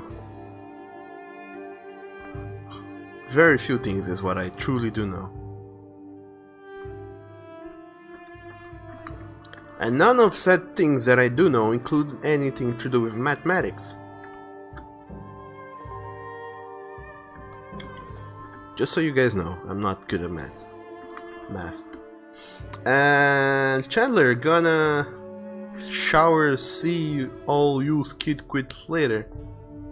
What? Gonna shower, see all you squid kids later. Well, whatever that sentence means, I think it means you're going to go now, so sure thing, Chandler. Thank you so much for showing up and being here for as long as you did. And I'll be seeing you later, someday. If the war doesn't end within the next couple of weeks, I shall be seeing you later. And I hope you have an awesome day. And Oni, hashtag subs for Sheppel. Oh, that's lovely. Thank you, Oni. And that's the coolest thumbs up you can give me. The doggo thumbs up.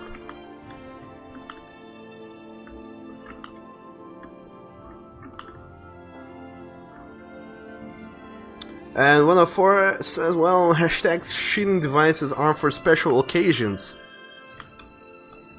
Indeed they are. They are not supposed to be used all the time. They're supposed to be used only when needed, such as the nature of a cheating device. And other than that, well said things. Also, thank you for streaming and being adorable, so you have something to watch. Ah. Well, you're welcome. I'm glad you think so. Like, awfully glad you think so.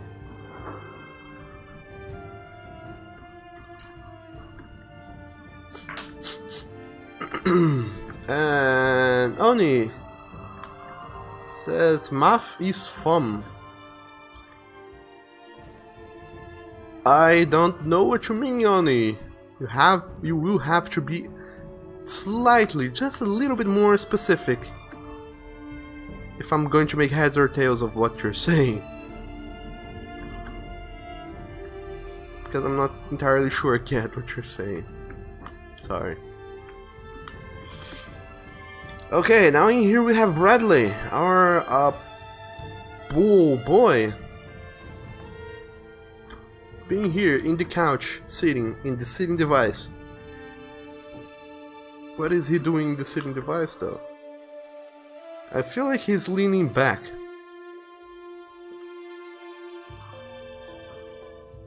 Speaking of which, I have to make a little change to the sitting device. The armrest for the sitting device ought to be smaller.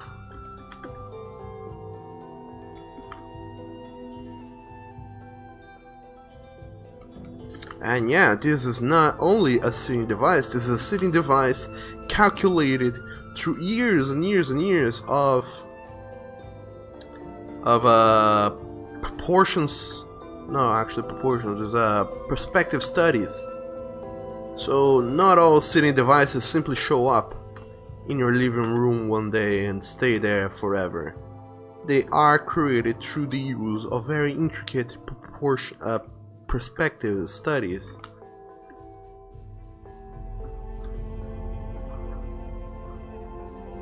And after the sitting device's perspectives have been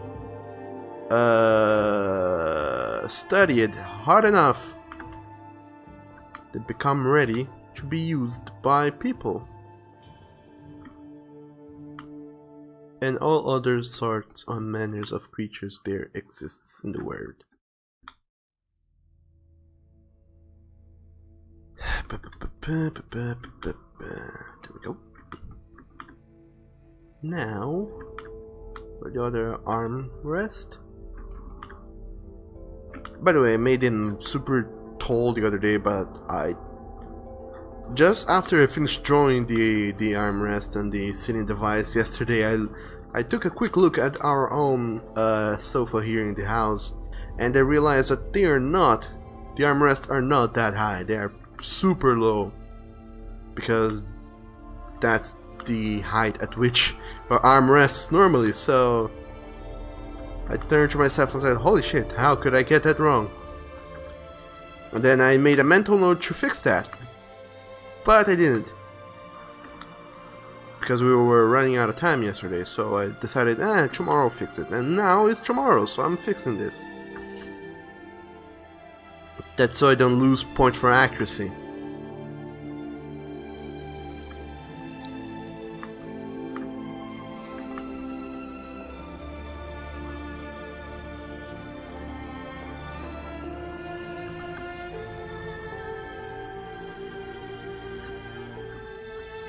Because truly nobody wants to lose good boy points just because they forgot certain details about how armrest works in sitting devices.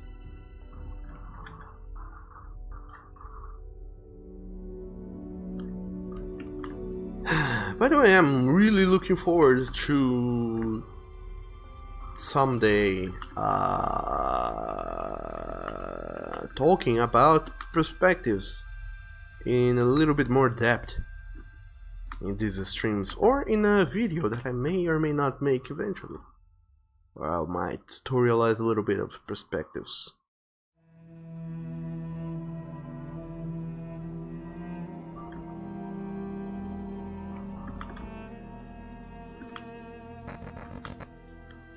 And there we go. That sounds like a good enough sitting device.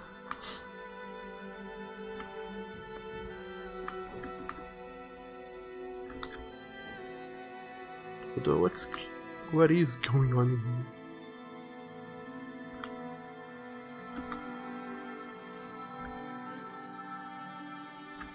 here? There. Now it looks okay. And sketch layer, that's Nathan, that's Gavin, this. Huh. Gavin's not even sitting right in the couch, that's why he looks so weird. Bradley is, so of course. Luckily, because this is a 1 point perspective, I think we can simply do this. Up. In the right layer, of course, though. You can simply do this because this is a 1 point perspective. You can simply scale things up and or down, so long as I keep them more or less in the same orientation. It won't look weird. If this was a 2 or 3 or several point perspectives, I would not be able to do that as easily or as steadily.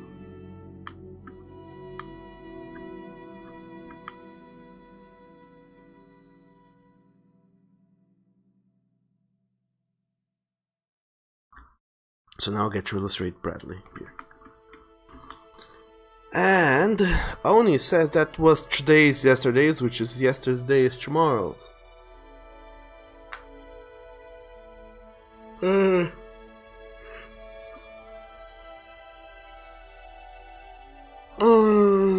Today is yesterday's tomorrow is what you mean to say?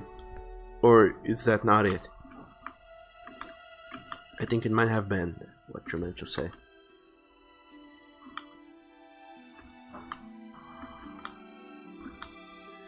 Yep.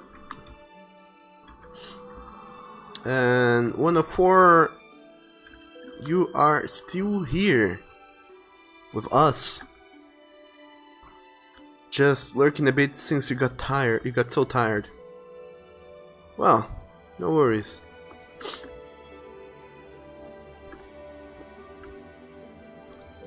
That's such is the nature of weather, though. We get extra tired when it's super hot, but in my case at least I get super sleepy when it's extra cold. So Either the temperature is super perfect, something of a awesomely brisk 20, 23, 25 degrees, or I'm probably gonna underperform throughout the rest of the day.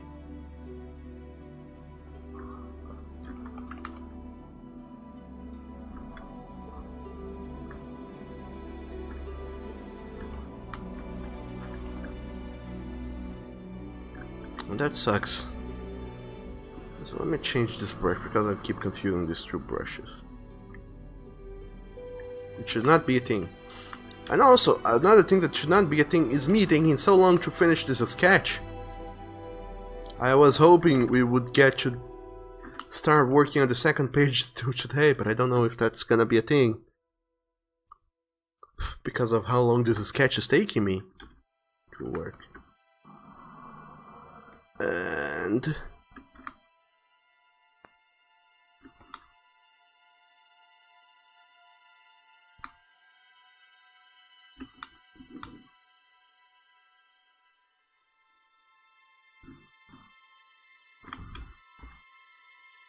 so, if we assume Bradley is sitting here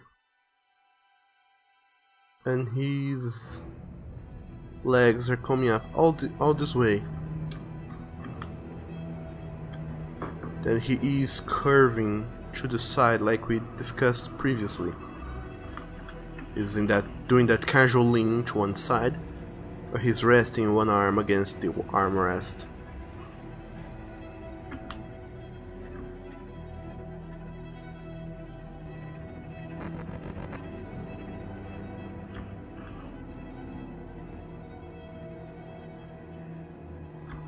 Just looks weird though.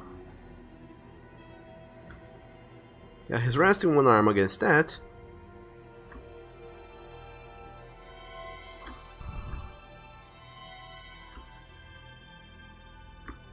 His other arm is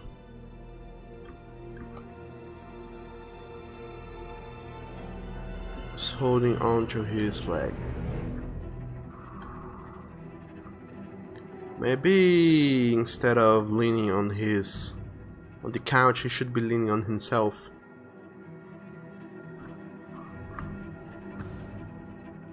And on top of all that, I was sketching on the wrong layer. How lovely. Let's erase all of this. And do it again, but on the right layer this time.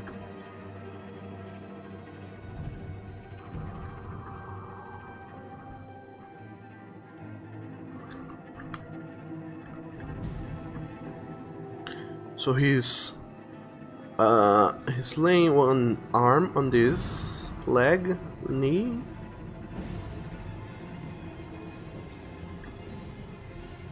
But he's also holding his hand up, close to his face, but not truly. And then his other arm is doing more or less of a D's motion. That's the best definition I have for that.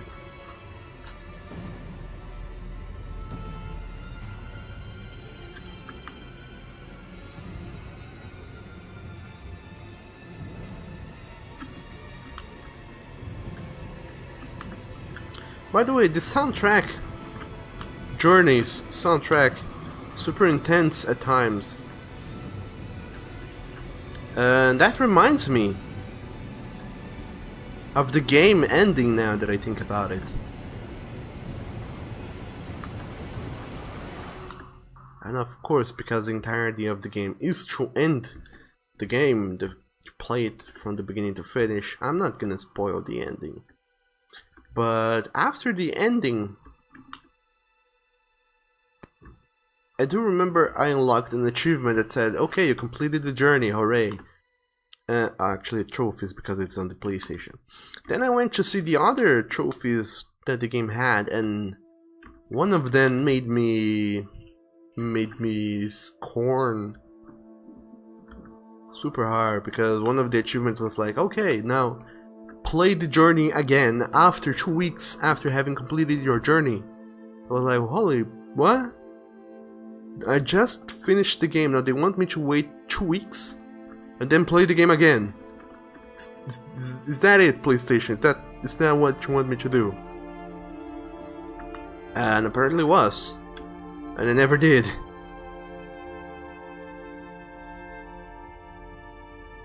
So I wonder what was up with that. If they truly wanted people, if they really wanted people to actually go back and play the game again just for the achievement, to give the game extra length because of, you know, how short the game was, or what?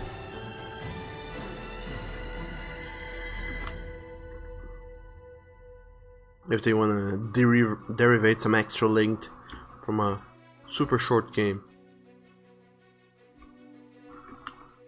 Oh, what was up with that?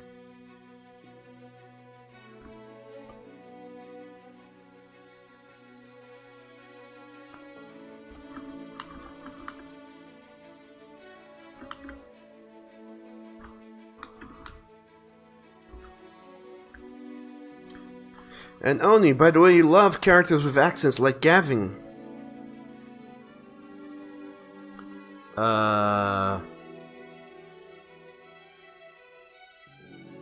That's lovely. I truly don't know what Gavin's accent truly is, if I'm being honest. I mean, I have some loose ideas. The problem is, I botched a little bit Gavin's accent, because theoretically just throwing in weirdly said words is not enough to make an accent. You also have to use specific words, such as how Australian English people say mate oftenly, but they don't do that in American English, I don't think. So I need not only to throw in some weird linked at words, but also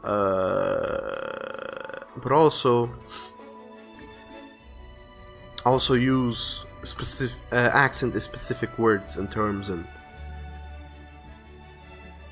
things. 1 of 4, very intense, and what a weird one, question mark. What do you mean? And Kaze, hello, you woke up early for this? Awesome. That makes you a very early bird as well. Welcome to the stream, Kaze. How are you doing? How are you holding up?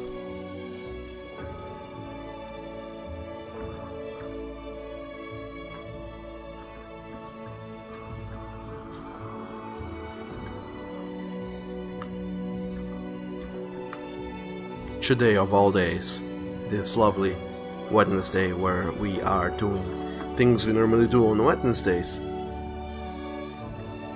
Hopefully.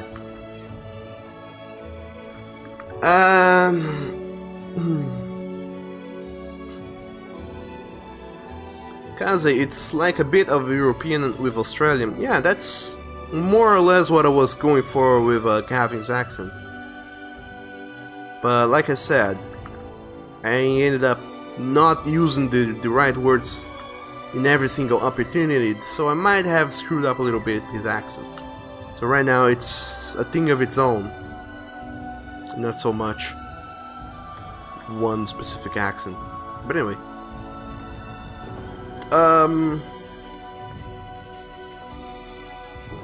one of 4, a weird achievement.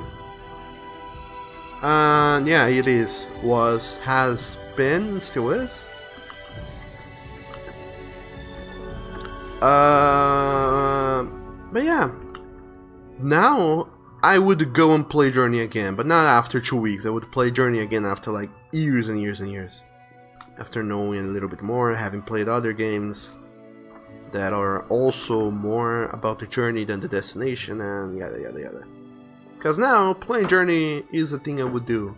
But right after I beat the game, way back in 2010, I would not go back and play it again. Because I had just beaten the game, and I was like, oh, okay, so that's So that's how it goes. Anyway, Kaze, the idea of giving an accent to Gavin was great. Well, thank you. Although I did the same with Mike back in the Golden Week. So I wonder if people are gonna be wondering like, is that the thing with Doug? He liked throwing in characters with accents in his comics. Is that so? Is that his kink? Is that the thing he likes? Who knows? It might be.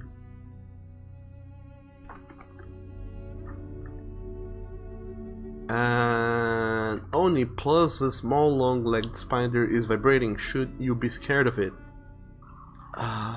Maybe. And 1 of 4 tiny butt plugs for spiders. Tiny vibrating butt plug dildos for spiders. That's the next Kickstarter project campaign we're gonna be seeing. It's like, hello, my name is Mark Wahlberg. Actually, that's a real name. Let's go for another name. Hello, my name is John Carpenter. I am an engineer, graduated from MIT. I've also been having friends with all sorts of people. Between them, people who study animals, and through several long discussions we have thought we humans derive pleasure from a large assortment of things, including sex. Maybe animals should have that sort of pleasure as well. And we have been thinking which animals would need the most pleasure, and I have come to the conclusion that it might have been spiders. Spiders are super helpful. They are friendly. They are not as harmful as most people imagine them to be. Spiders not only are very harmless, but they also help us to get rid of the dangerous mosquitoes that carry diseases. And they are accidentally or incidentally squashed daily because of people who are afraid of them. So we decided, what's the best way to deliver pleasure to these little hairy arachnid friends of ours? Why, of course, with the tiny spider vibrating dildo butt plug, with which the spiders will derive the precise amount of pleasure we think they need to be happy. For a small amount of $200, you will receive in your house, for pledging to us, a starter spider butt plug kit for you and your spider friends. And then it goes on and on and on by playing a soft ukulele music in the background as it goes on and on and on. And then, little do you know, in about 10 minutes you'll be completely enthralled into John Carpenter's story of how and why spiders need butt plugs.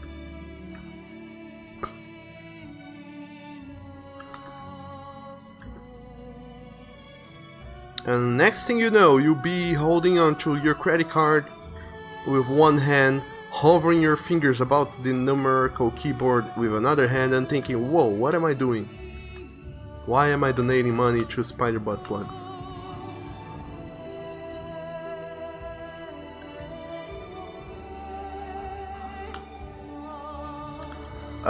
Kaze says that spiders are love and spiders are life.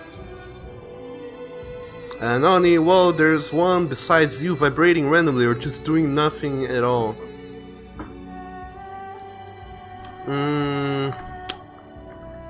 Gee, I don't know.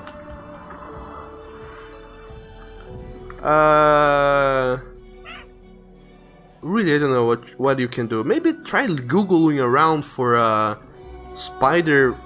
home spider guide or something, and see if you can find which spider is the one you're looking at. See if you can learn anything from Google or the internet.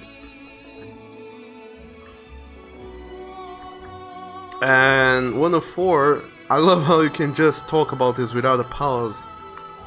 Why, thank you. I don't know either. I mean, I don't know, but I love it as well. Kaze with the capital spaced butt plug. Actually, that reminded me of something.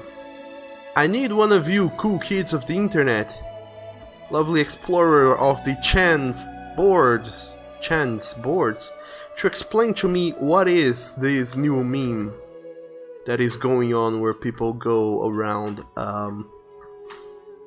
not new, but this meme that is going on where people are throwing in letters with space and all in all caps. What is that supposed to mean, or what is that supposed to accomplish? Because you people have been doing that forever, and I still don't know what's up with that.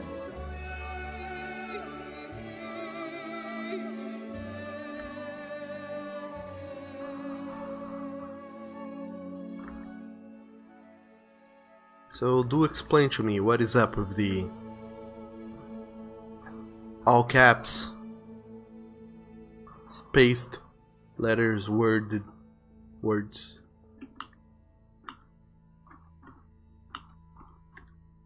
Because I don't know what it is, and I would like to learn more about it, so I can understand it, and if I understand it, I can find a way to ruin it. Such is my desire, such is my passion, such is my objective. To ruin your guys' fun.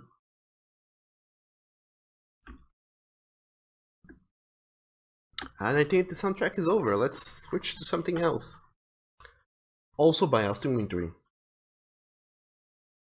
If only I could find something though.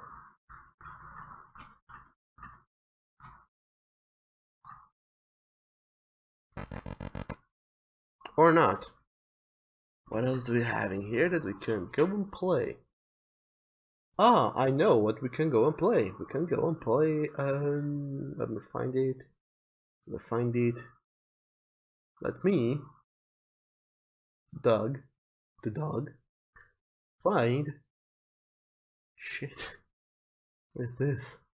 There we go, The Sims 3 soundtrack by Steve Jablonski, who, despite this, I think also composed the soundtrack for Desperate Housewives. I might be wrong about that, but I think he did. Or not, who knows? I certainly don't. And only Doug will start a new will start it as a new hashtag fad. Because it's fun. Hashtag spider butt plug. But on top of that, it needs a new catchy name. It can't be just Spider Butt Plug. It has to have a name.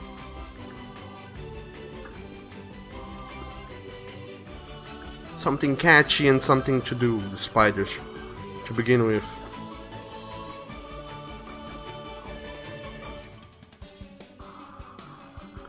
And Kaze, it means that we are saying it with an exaggerated voice. Oh, is that so?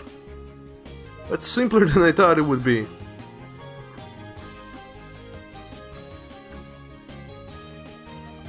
So you're not simply saying butt plug, you're saying like butt plug or something like that.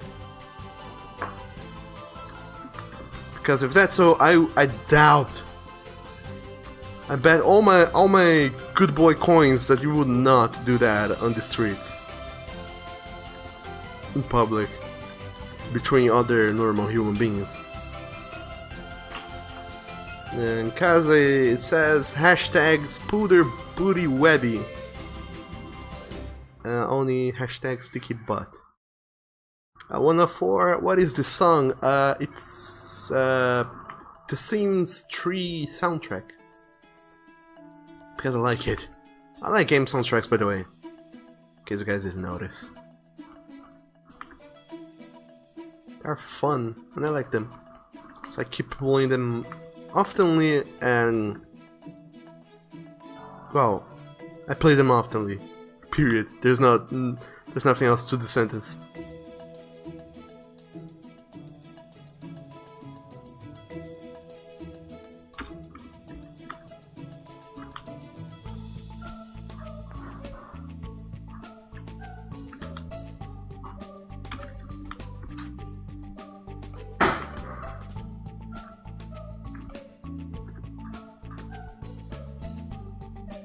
104, The Sims 3. Something like that.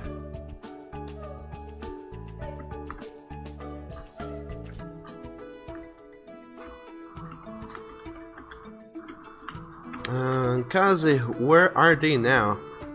They who? You know, they is a pronoun that can refer to a lot of people, especially in this sentence.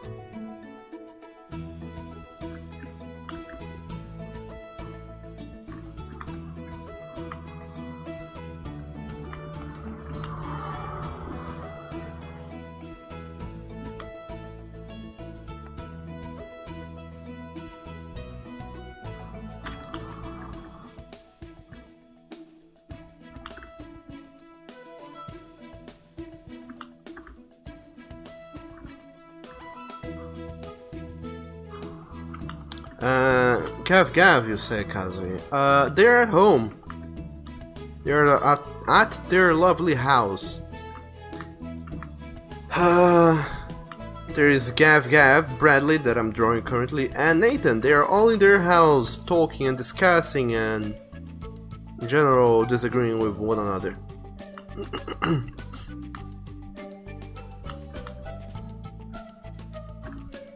Well, not disagreeing with one another. They're having a super casual, lovely, and super cheerful discussion on why Nathan is such an asshole.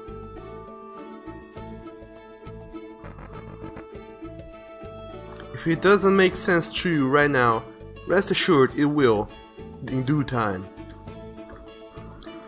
By the way, Kaze, and everybody else, this is the first page of Chapter 3 in these Nathan's NPS stories series, where Nathan writes the stories and tells them. This is the third part that comes after the third chapter that comes after chapter 2, obviously. Chapter 2, if you're reading it for free, still hasn't ended. There's still 3 more pages to go. So those of you who have not finished to read chapter 2, and the only people who could have finished reading chapter 2 are the patrons who are supporting me on Patreon, and the people who have no consideration for me and are reading the comic on sites that leak Patreon content. So instead of supporting me, you are supporting pirates. But of course, you finish reading the comic, so that applies to you too. These people, they are going to get they're caught up. They're up to speed on what's going on in the comic. But if you're neither of these groups, if you're not a patron or a pirater of Patreon goods, then you probably are seeing spoilers for this new comic pages. But because my main thing is doing comics, I'd like to go and show you guys a little bit of how I'm working, what is my process, how I think when it comes to comic design and development and whatnot. And so if you guys are into doing comics in the future, you can see more or less how I think and how I get around that. And so you can hopefully derive some use from my techniques into your own comics or works. Because these techniques don't work only for comics, they also work in case you want to do storyboards for animation, and that's about it.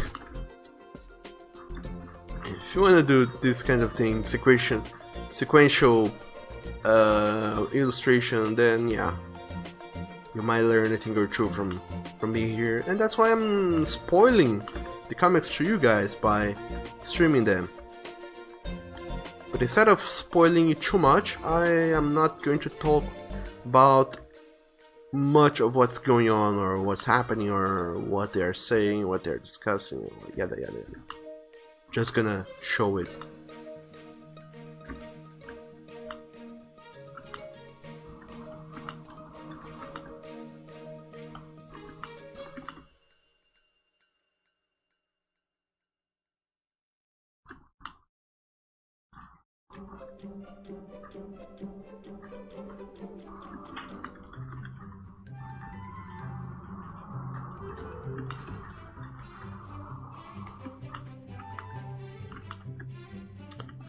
And anyway,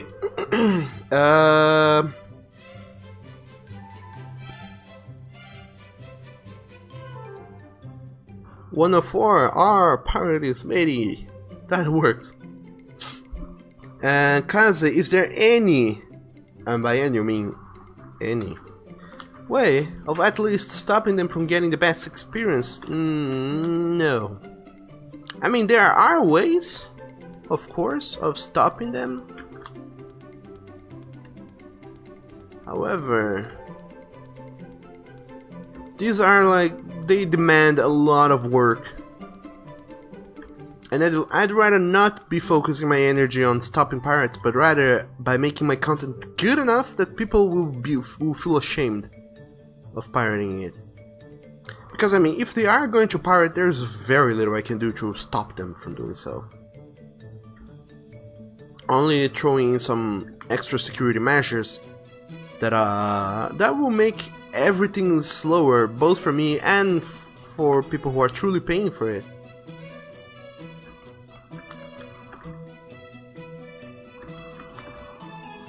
So I feel like instead of wasting my energies trying to find a way to combat piracy, I should focus on improving my content. Actually producing content. Of course, that might not be the best way to go about it, but it's one way that works.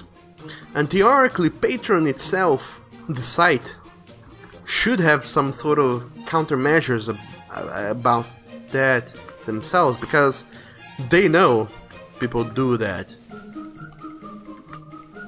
They are fully aware of that fact. So if they are not doing anything to solve that piracy problem, then what the hell are we going to do?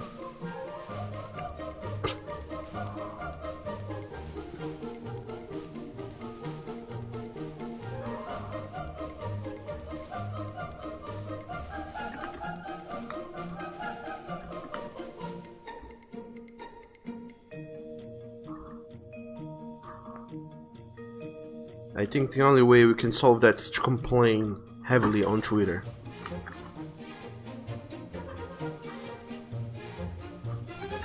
But then again, complaining on Twitter also requires us to focus time and energy, to devote time and energy to doing so, which is not a productive way of spending time and resources and energy. Do you know how many calories you burn by complaining on Twitter? A lot. So I'd rather not. And Oni, your good boy list from TGW and TCMD. What is TCMD? T Call Me Daddy. I don't think there's a T in Call Me Daddy. But anyway, your good boy list from my comics. Gavin, Nathan, Matthew, and Mike. Oh, you're hashtag Team Matthew. How lovely.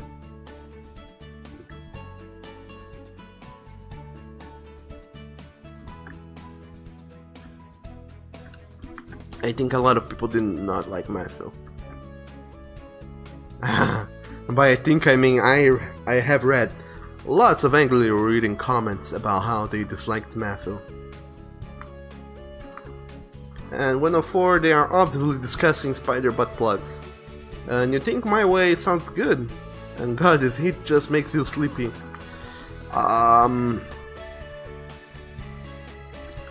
Well, on the bright side, theoretically it's awful to go to bed when it's too hot, but if the heat is making you sleepy, then falling asleep will be easier. Then there is also the chance that you will wake up and be drenched in sweat, which is not a good thing, but that might happen.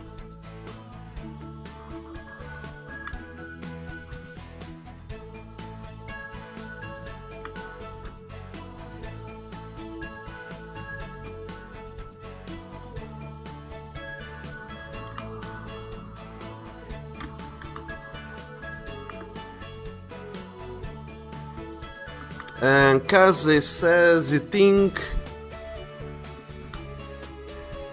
it would get worse if I complain on Twitter because some people will know that it excites it. Yeah. I mean, there are people supporting me. I have complained on Twitter already, many times. But there are people supporting me who are happy to do so. But there are also people who does not know that they can read my comic for free if they go on certain sites. So by not talking about it openly, I also help not spread the word that people can go and pirate my thing.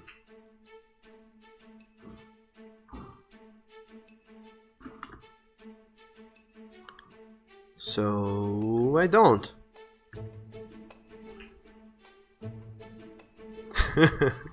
It's kind of like saying, oh my fucking god, I hate this free ice cream that they give away for free on 7th Avenue. That ice cream that they give away for free for anybody who just shows up and asks for a free ice cream in any flavor they have just fills me with diarrhea. I mean, theoretically I am complaining about a bad thing, but I'm also telling people that if they want free ice cream, they can go somewhere and get it for free.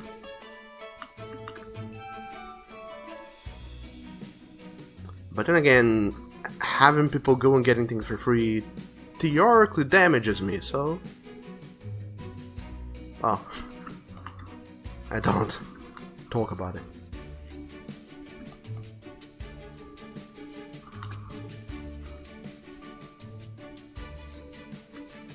And only, yes, you have a thing for ungulates. What are ungulates? What in the world are those things? Are these aliens? Are these xenomorphs? What are ungulates? I don't know. And Nipter says hello. Hello to you too, Nipter. How are you doing today? Welcome to the stream.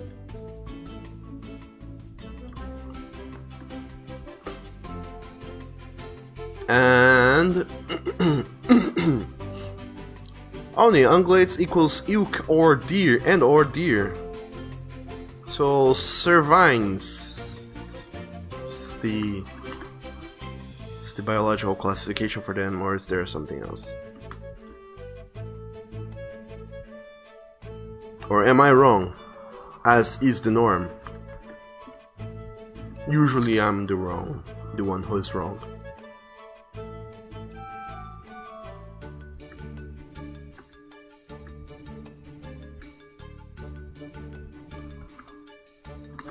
Also, the eyes might be a tad too big.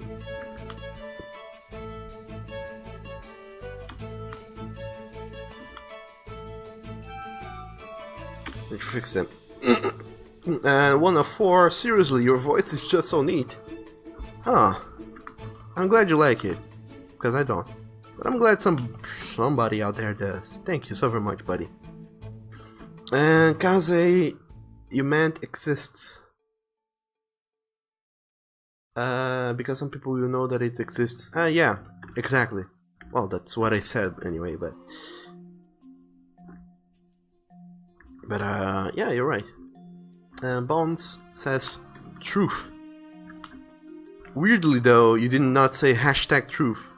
I was sure that you would say hashtag truth, but no, instead went for a non-hashtaggy version of truth. That's the real truth. Or as they would say in Cloud Atlas, the truth. The true truth, or whatever they said, I forgot.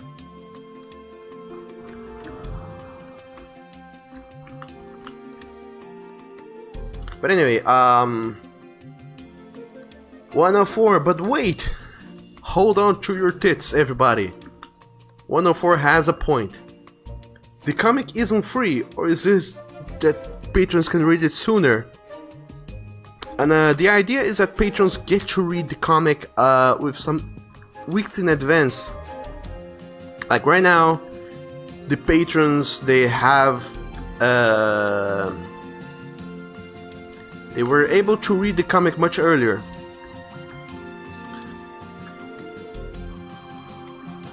this Friday, like a couple of days from now, I'm gonna post this page here on Patreon for patrons to read. However, people that are not on Patreon are still waiting for chapter 2 to finish. So they still have not yet seen how this whole thing ends. That's the main difference. The comic is free, but if you support me on Patreon, you get to read it sooner. Which then again is lovely.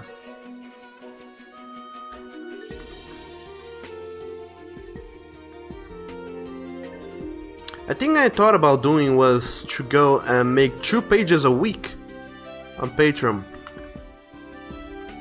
Like post 2 pages per week on Patreon and just 1 elsewhere or in all places to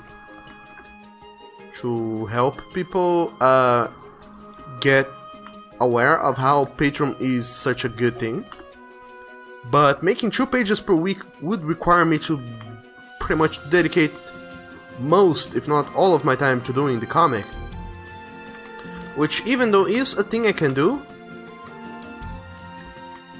is a thing that would require a lot of logistic planning to pull off right.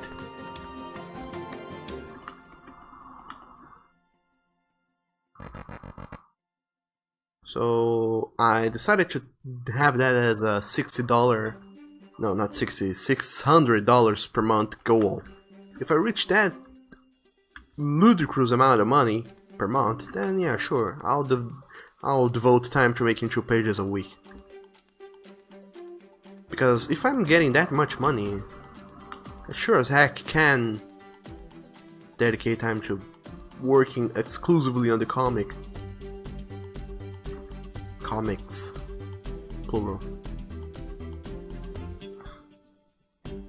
But yeah, as of now, we have not yet reached that goal, like, ever. So we might not ever reach it. Well, who knows? Who cares? And only, yep, surviving is the term for it. 1 of 4, how much sooner? Something like 4 to 7 weeks. I think 6 weeks. 6 weeks sooner. And only patience is a virtue. That is true. And can I say that's a really good thing? Would require a lot of work. And only which means no gaming chapo shenanigans. But you didn't let that get in your way. And I don't know. Theoretically, I've been playing games because I wanted to play games on the stream. Because I did polls and questionnaires frequently when I began streaming, and 9 out of 10 times people would prefer to watch me do art than to play games.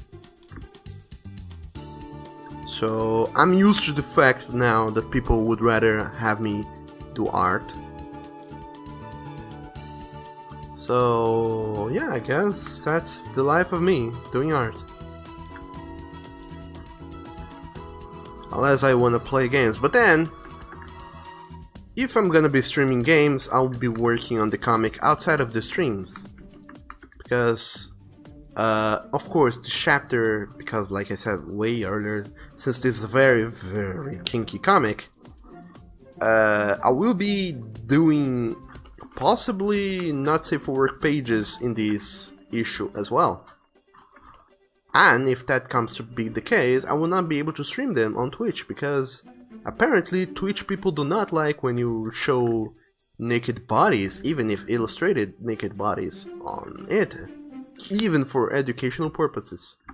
So I will not be able to show it here, and if that's not a thing I will be able to do, the solution will be to stream something else, such as games. Or other sort of artwork, but probably games.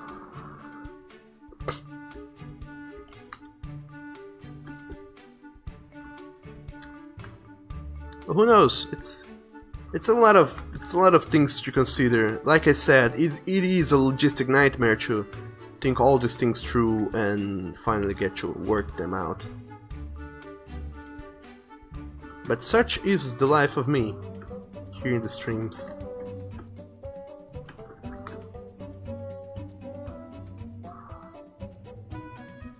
Theoretically, you should not have a healthy lifestyle if you are doing weekly comic and also streaming things.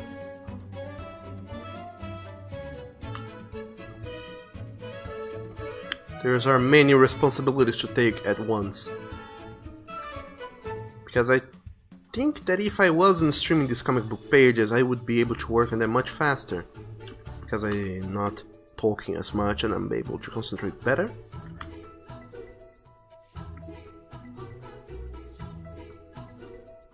But I like being here and talking to you guys, so I wouldn't change this.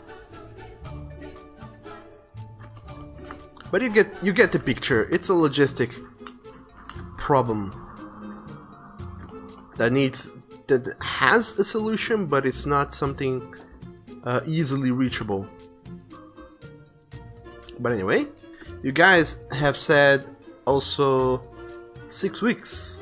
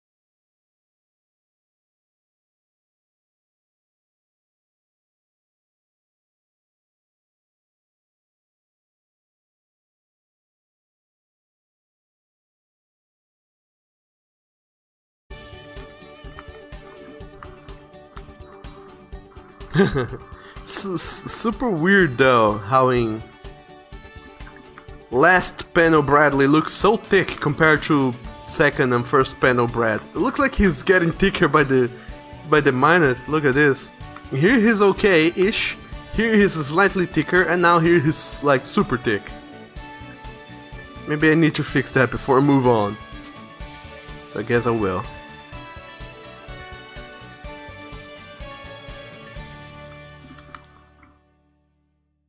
Slightly less thick, Bradley. There you go. Or like the Scottish would say, there you go.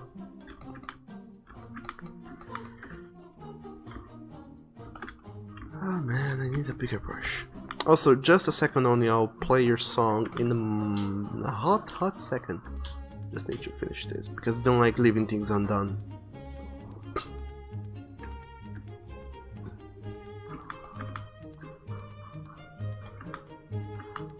There you go.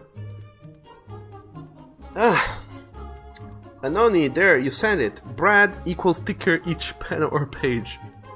And Kaza, you love it. I'm glad you guys do. But anyway, let me see this song that Oni sent me on the thing that is called a what is it called again? Telegram, yeah. It's what is this? Melty Blood Actress Again OST Sakura Koi Ute. Sure. Also, now that we're done with our Austin Wintory fad, you guys, little do you know, you can go and request songs. The song request feature is turned on. So if there's any song you guys would like to hear here in the stream, either from Spotify or YouTube, just go type in exclamation mark SR for song request and songs will be yours.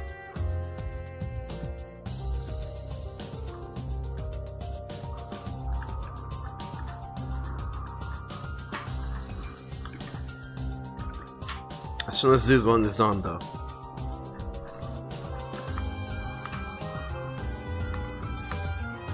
Let's go to the second page. There's more going on in here. Look at this. So hectic.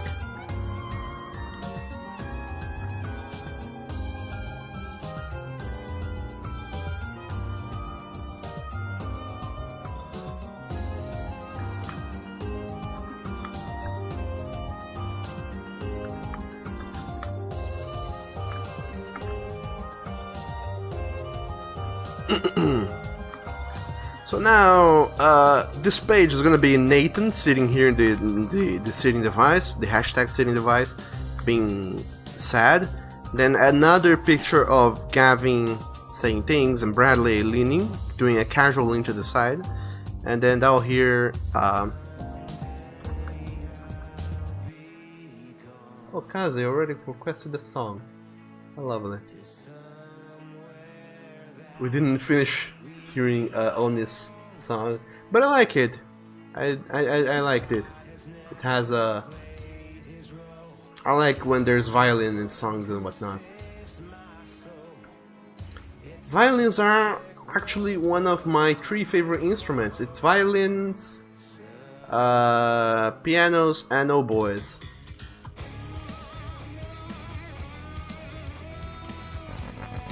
But yeah. Kazi kickstarted the song request, and now it's a thing. Hooray! Songs have been requested, and you guys can go and request your own songs as well. YouTube and or Spotify.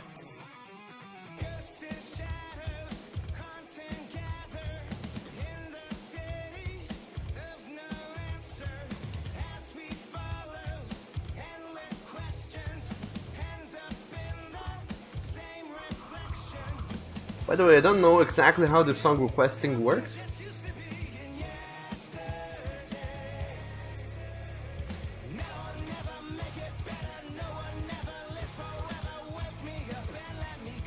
Because last time I tried it out, it was buggy. Hopefully it isn't anymore. Anyway, let's get on to sketching Piperinos and pipettes. We need to draw in a sad Nathan here. So let's update the preview. There we go. Now you can see the preview in this one.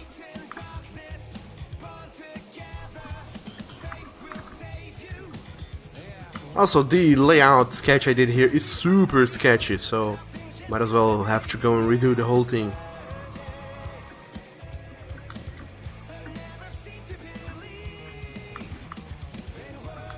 But anyway, we have been streaming for 3 hours now. How are you guys holding up so far?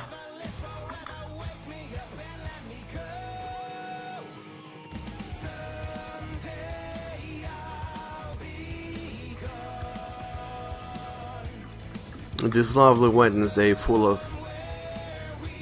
Well, depending on where you are in the world, it's either full of heat or full of cold, and or full of pollen and other things. Depending on where you are in the world, it might even be filled with ice, or volcanic explosions, or earthquakes.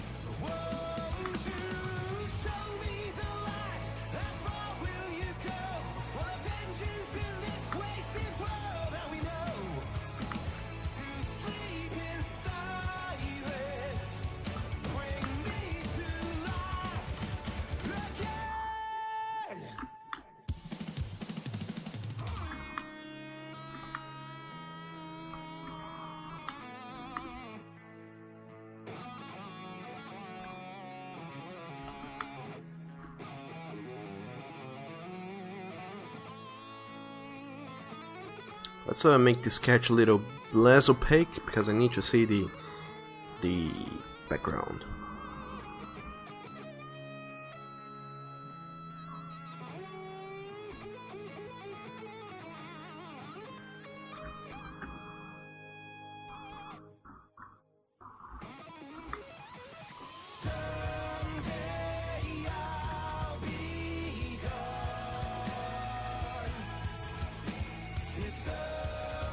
And Kaze Songo Stardo. Kick Songo Stardo, yeah. And after all, Doug, I was concerned about viewers. I am actually. I want you guys to have a good time. I want to make sure you guys are enjoying yourselves, having a good time, and being well fed. Of course, I cannot ensure that you guys are being well fed, but if you're not having a good time, I might as well try and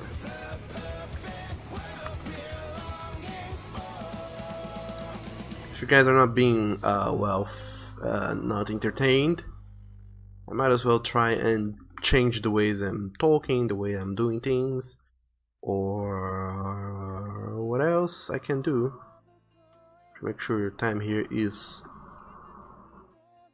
better. Or not. I can also try and make things even worse for you guys. That's how you rage quit the stream faster than the last time. Why would they do that though? Who knows? I have random thinking sometimes.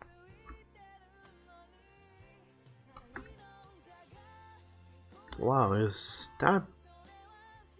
that song is way too low, the volume. Oh no, that's actually the ending. Huh. Well then. Nipter, I like that first SR. What do you mean? Bones, you rage all day. Why though, Bones? Why are you being such a ragey boy?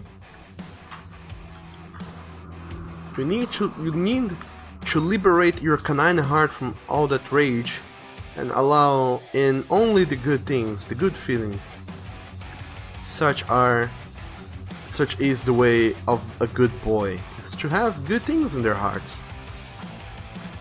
Good feelings, good intentions, and most of all, good taste for music, which you can request by typing in exclamation mark SR for song request, and then the link for this song on Spotify or YouTube, whichever works.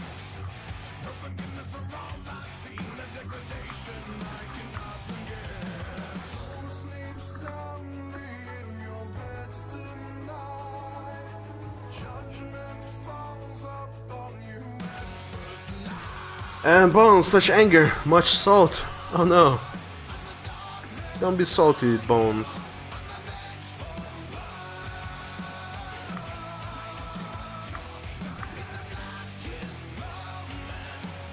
The last thing we need is a salty Bones.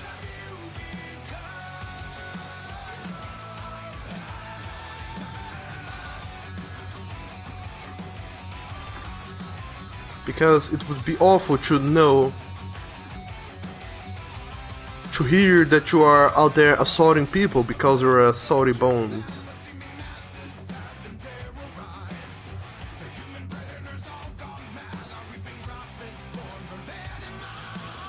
Especially with that rage of yours, you might be assaulting people by biting them, which is never good.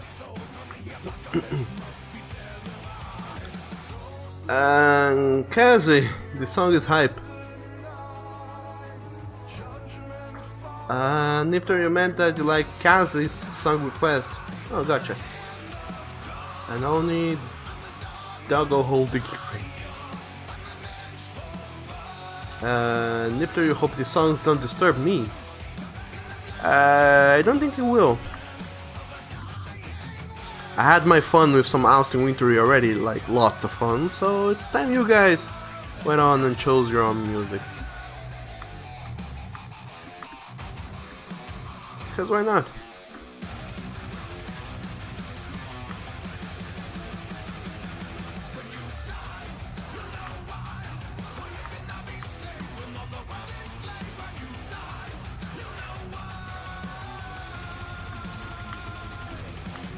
In fact, I think a lot of Disturbed songs were also featured in Twisted Metal's soundtrack, which was a quote-unquote racing game for the PS1, I think.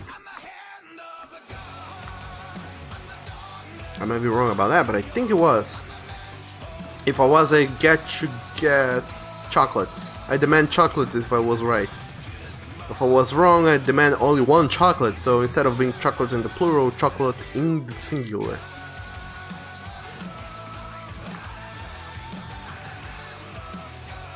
But in any case, I want chocolates.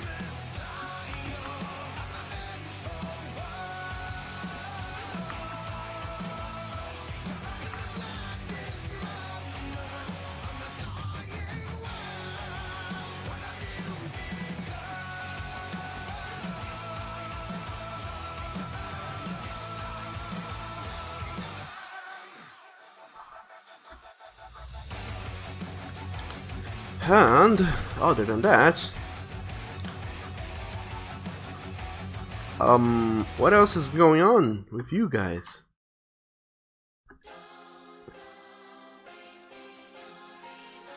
In about some hours, in about some time from now,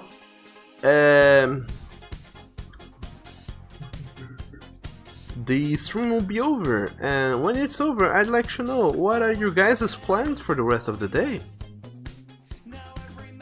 Are you the kind of people who have plans for your days, like well thought out list of things you are planning to do, or are you the type of people and persons who are simply going to stand up, declare to yourselves and to the world in a loud voice what are your plans for the rest of the day, and then go out and do said things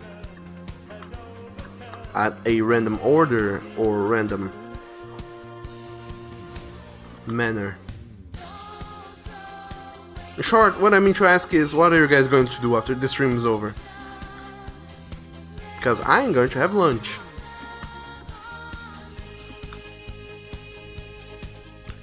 Niptor, you don't know, you don't play recent games. Though when you was smaller, you played some Need for Speed. It's not saliva, you are trying to animate poorly. And after the stream you're going to sleep. And only you're going to work, more work, eat, sleep, and then work. Oh no. Do you mean to say, Oni, that you have become a drone? Have you become a person who no longer